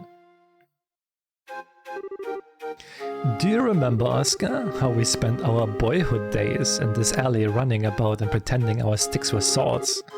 I could never forget, Julius. In those days, it was all so simple, with you and with Cecilia alike. I treasure that time greatly. Haha, I recall how stunned I was. I would always conspire to play with her in secret, only to discover another had been doing the same. She was as lovely as the sight of the falling petals in spring. Indeed, fair Cecilia was like unto our very own sun. But her light would dim with each day that passed. The nobles and the commoners. The fury of that conflict could never have been avoided. The princess's grief is easily understandable. Cruel fate mocks her so, for it is our very existence that has brought her such sorrow. Oh wow, they're so cool. I hate to say it, but the guy kinda looks cuter than the girls. Wait, he means Joshua looks cuter than the girls? Hush now and watch the show. Assassino Rock! Now this, Julius, the commoners' impudence can be tolerated no longer. If they should forget their place and no longer view us as the superiors, Liebeld's power structure would surely fall into ruin. If I may, Father, it has been roughly 10 years since the Eastern Republic was founded. Perhaps the eventual seizing of power by the common people is inevitable in any state. Speak not of such repulsive events. What is freedom? What is equality? What is anything if commoners and nobles alike should cast all traditions aside? Better, we should fall to our knees before the Empire's military and concede to their will. Father! Now that's a damn fine duke up there. You let the commoner get all high and mighty and your whole society collapses. Your Grace, perhaps it would be best to keep our voices down. Oscar, I'm expecting great things from you. If you can get the royal family on our side, we will have a great advantage over the nobles, and that advantage would allow us to seize power. But Chairman, I cannot consent to this. I could never use Cecilia for political gain. Always putting others before yourself, I see, even though you now have the chance to become king, albeit only on paper. If you would refuse, it will lead only to a bloody uprising and subsequent revolution. The royal family and surely the nobles as well would disappear into the shadows of history. Chairman! Impressive, they've really done their research. I had severe doubts about this ever since I first heard about the reverse role gimmick. The students have put a great deal of work into this, it seems. The young Bracers have had no small hand in this either. I do not wish bloodshed on anyone, revolution or not. I cannot simply allow Julius and Cecilia to die. As for myself, I know not what I should do. Ugh. Oh, it's no good. I'm going to be sick. Are you alright? You must have had quite a bit more than you can handle. It may be spring, but you'll surely catch your death if you sleep out here. Oh, thank you, good Sir Knight. It has nothing to do with being a knight, but rather simple concern. I would have to be quite the young fool not to see what I must do. You've got that right. What? Ah, my arm! Just a touch of anesthetic on the blade. Now, if you'll be so kind as to sit still. Curse you, assassin! Who sent you? Just a noble who wants you out of the picture. He wanted it badly enough to pay me up front, and pretty well at that. All you need to do is die. Ah, I get it. Not bad at all. So up next we should have... Whoops, almost got so wrapped up that I forgot about my work.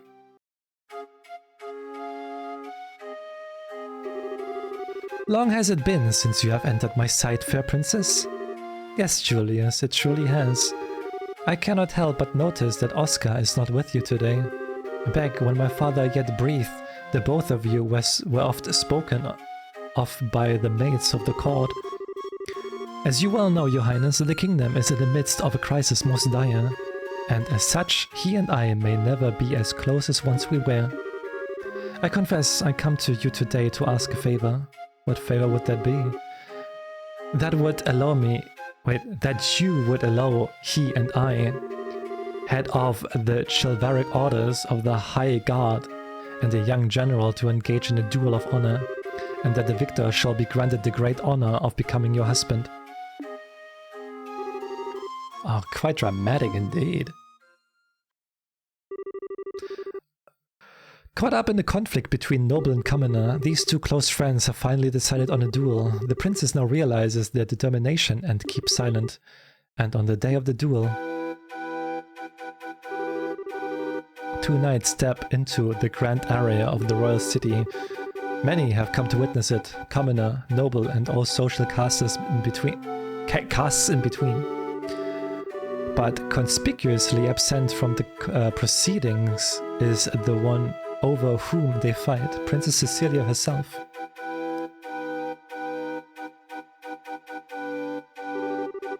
My friend, I fear that this was inevitable. Perhaps fate always intended for us to meet in so base a fashion. Speak, that we may both be unburdened, if nothing else, for our beloved princess. We could cleave a path through fate with our own hands, but at this moment my words and her smile seem lost. Has fear clutched your heart, Oscar? Perhaps, but what is this passion that pierces me to the quick? As I see you with blade drawn, I feel as though I've been waiting for this moment. Before the storm by the name of revolution should claim us both, we shall let fate decide our outcome. Yes, and may the goddess above see our spirits as they truly are. Come then, let it be done. En garde!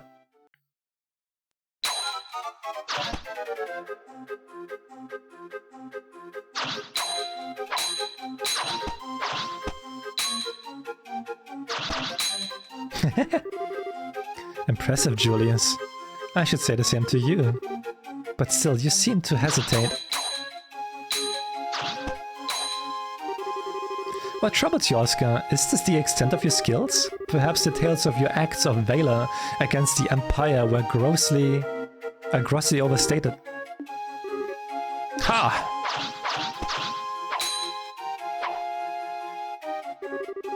Well done, Julius. Magnificent swordsmanship. Ah.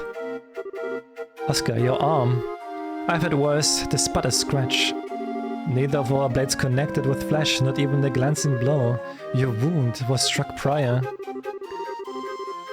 This is a tactic, most low, Duke Radmont. What, was this your intention from the start? I'll thank you to cease slandering my good name. Are you implying that I instigated this? Father, is it true, did you? It's alright, Julius. My own inexperience has brought this about. Besides, I've received far worse on the field of battle. I will put everything I have behind my next strike. I intend to kill you. Oscar. Very well. I will wager it all on my next strike as well. For the fair princess and the future of the very kingdom, he who lives when all is said and done will inherit the responsibility for all. And he who dies will watch over it all from the realm of the spirits. Such is also the pride of a knight. Haha, I suppose it is. Ha! No! Oh! Cecilia, what? Princess! Cecilia, why? Why are you not in attendance?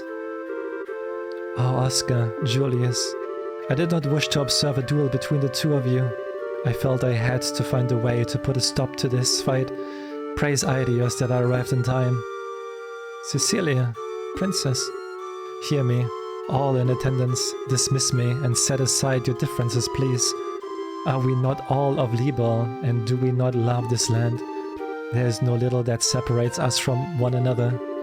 If you would but take your foe's hand, surely we could find a peaceful solution. Your Highness, you need say no more. My vision fades, but what of you two? Will you not do as I ask? Your will be done, my princess, at your side. Strange, everything is floating. When I was young, I would sneak out of the castle down to the alley. Oscar, Julius, you both always had smiles for me. I love your smiles, so please, don't ever stop. Princess. This cannot be, Princess. I'll do anything, please, no. Cecilia, you... Our poor princess. I just don't understand why she would do such a thing. Our princess gave her life that we might stop this unending dispute. Compared to that sacrifice, what a trifle is the pride of a nobleman. Had we not been fighting, it would never have come to this. Only now, when it is too late, do I see our folly. Is this the fate of all men with their spirits still shackled to their flesh? Adios, great goddess of the skies, we know now of your great resentment. There's much that you do not yet understand, it seems.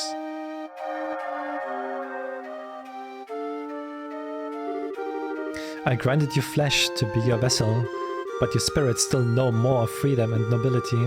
Such contempt for it lies only within you, yourselves. So beautiful. A more beautiful voice I've never heard. It's amazing. Aidios herself has graced us with her presence. The goddess. Incredible. Hear me, young knights. I have observed your contest. You are both courageous and strong, yet something vital within you is broken. It is as you say. Our own immaturity is what invited this fate upon us. Chairman, has your hate for the nobles and the monarchy blinded you to the fact that we are all but men? I am ashamed. Duke, do you know your sins better than anyone else could? And you, all the rest of you who have simply watched these events unfold, there's something fundamental within you that is lost as well. Strike your hand upon your breast and think well upon this. And... What? And it now seems that you have each remembered your hearts.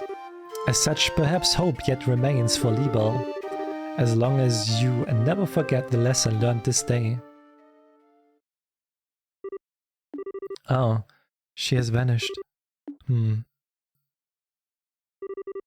Oh, where am I? Princess! Cecilia! Oh my, Julius, Oscar, have you both been called up to heavens as well? It's a genuine miracle. Princess.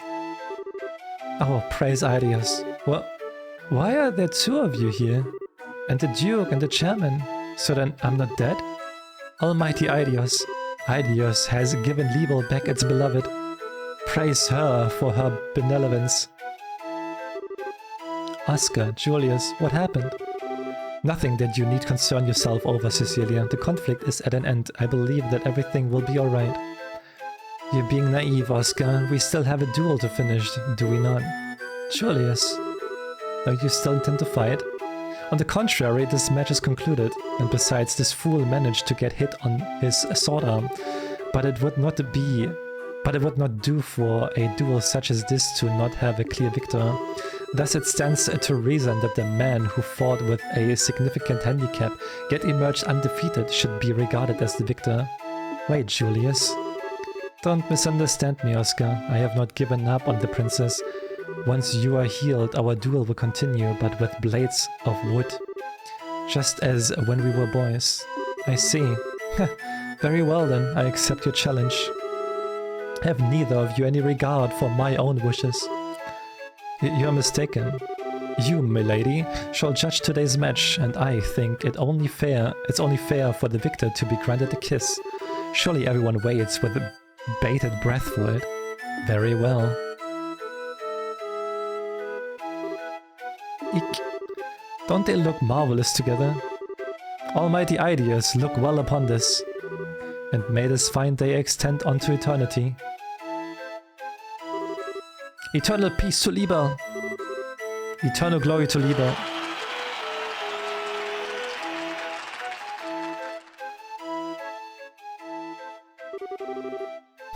Quite a grand finale.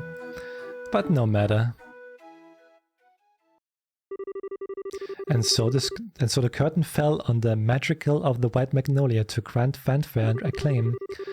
And with its conclusion, an announcement went out that the campus festival had reached its end. The crowd began to disperse and leave the campus, each person wearing a look of contentment. Ah, brilliant, just brilliant. That was one fine play, if the director's allowed to say so. At first I thought people would make fun of us when the roles switched like that. I'm so glad they took it seriously. I agreed, the costumes worked out pretty well. I wouldn't want to have to wear mine again though, cause that's like some form of torture. No kidding. Well, it was all for a good cause. And just wait till you see how many pictures the photography club took. The ones of you ought to be particularly popular. Give it a rest. The ones of Estelle and Chloe won't exactly drive people away either. The guys always go nuts for the junior girls. We are really gonna rake in the mirror. I mean, all proceeds will go to a good cause. Chill.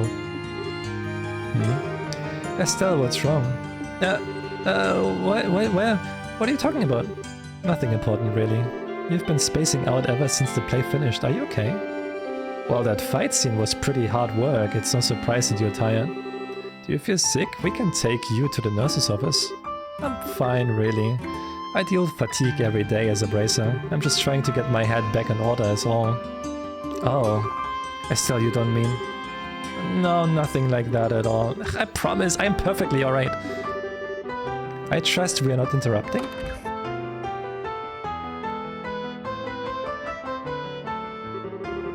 Miss Chloe, Oscar was so cool. I wanna be that cool when I grow up. Thank you. You were really great too, Miss Estelle. Sir Julius. How now, Mary? And Joshua was so cute. Yeah, I couldn't stop looking. Thank you. It was great fun for us all.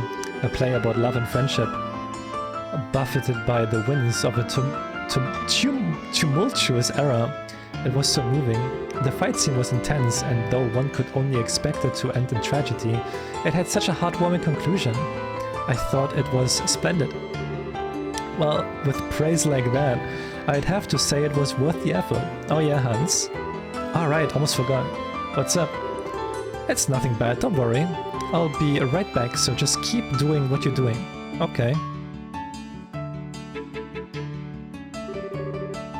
Those were Jill and Hans, no? Chloe, your friends are on the student council then? Yes, they were in charge of the production of the play. I see, I must thank them then. The children will have many fond memories of Ruin. Matron. I've made up my mind. I will tell them my decision when we return to Mandoria. And then tomorrow we will take the first steps. Wow, so soon? Hey, what you talking about? Clem, you shouldn't listen in grown-ups talk. It's okay, Mary. But I think we should probably return to the inn. We can have dinner and continue our discussion over there. Okay. Now then, Chloe. And you too, Estelle, Joshua. I'm afraid we'll be taking our leave. Thank you for today. It was a lovely play. Oh, hold on a sec. Jill's coming back any moment and she'll probably want to say goodbye before you go. Pardon me.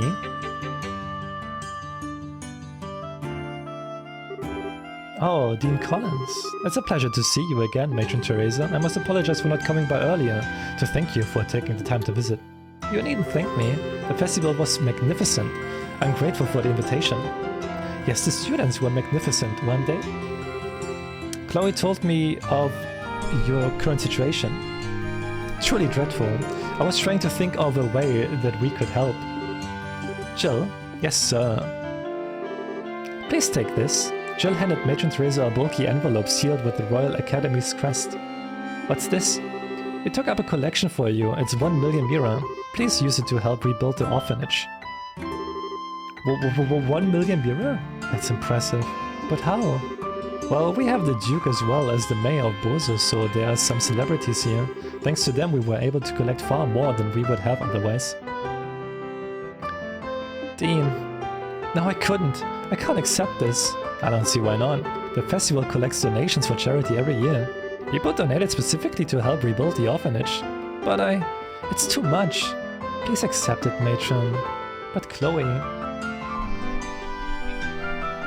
You're back from the Tooth Fairy with numb mouth. Oh my god. Hope we can get some rest.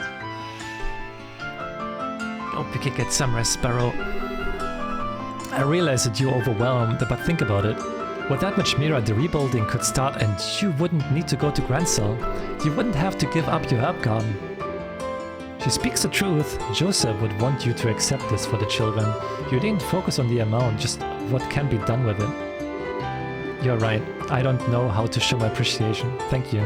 Thank you all so very much. That's awesome. That should settle that. Hey, what's this about going to Grand Cell? Did something happen? It's okay, there's no need to worry. You've all been through so much. It's really not that big a deal, huh? But why are you crying, matron? Don't be silly, Clem. Those are happy tears. After the matron and the children left to return to Manoria, Estelle and Joshua joined the other students in cleaning up after the festival. By the time everything was done, the day had given way to evening. But we had everything set up for you to be able to stay. I mean, the festival just ended and everything. Sorry, but we can't. Since we're still apprentices, we can't go too long without checking in at the guild. We would like to give our report before the day is out, if we can, so you'll have to excuse us. I said so. Oh well, guess I'm on my own tonight.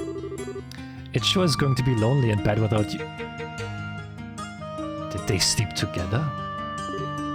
What? Hans, would you please give the tasteless jokes a rest? Estelle, don't listen to him. Oh, a joke. It's never boring with you guys, I'll give you that much. I hope you get the chance to come see us again. And stay for a couple of days and nights. Oh, sure we will, thank you. We'll stop in again soon. Well, let's get going. We will lose the daylight if we don't hurry. So you're headed to Manoria, Chloe? Yes, there's a lot I want to talk to the matron about. She said it would be alright for me to stay over at the inn with her and the kids tonight. I hate that you won't be here after the festival. Oh well, what can you do? I hope you have a good time. Oh yeah, about the matron and the kids. Is it kind of risky for them to be carrying around that much money? Oh, don't worry about that. One of the other Brazers escorted the whole lot of them back to the village. Her name's Kana. Apparently the dean made a special request. He never misses a beat. Well, stay healthy, you guys. Here's hoping you guys do great with your Bracer studies. Yep, you can count on it. Best of luck to both of you as well.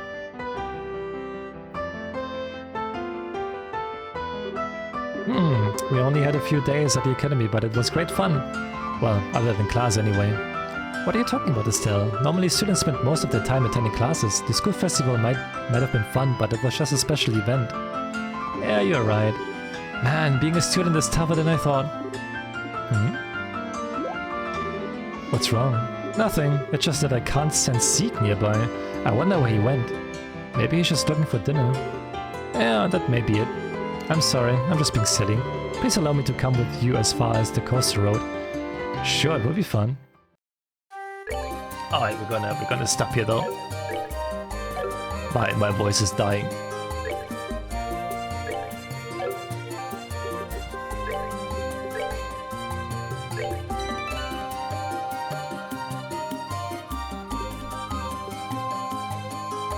That was good though.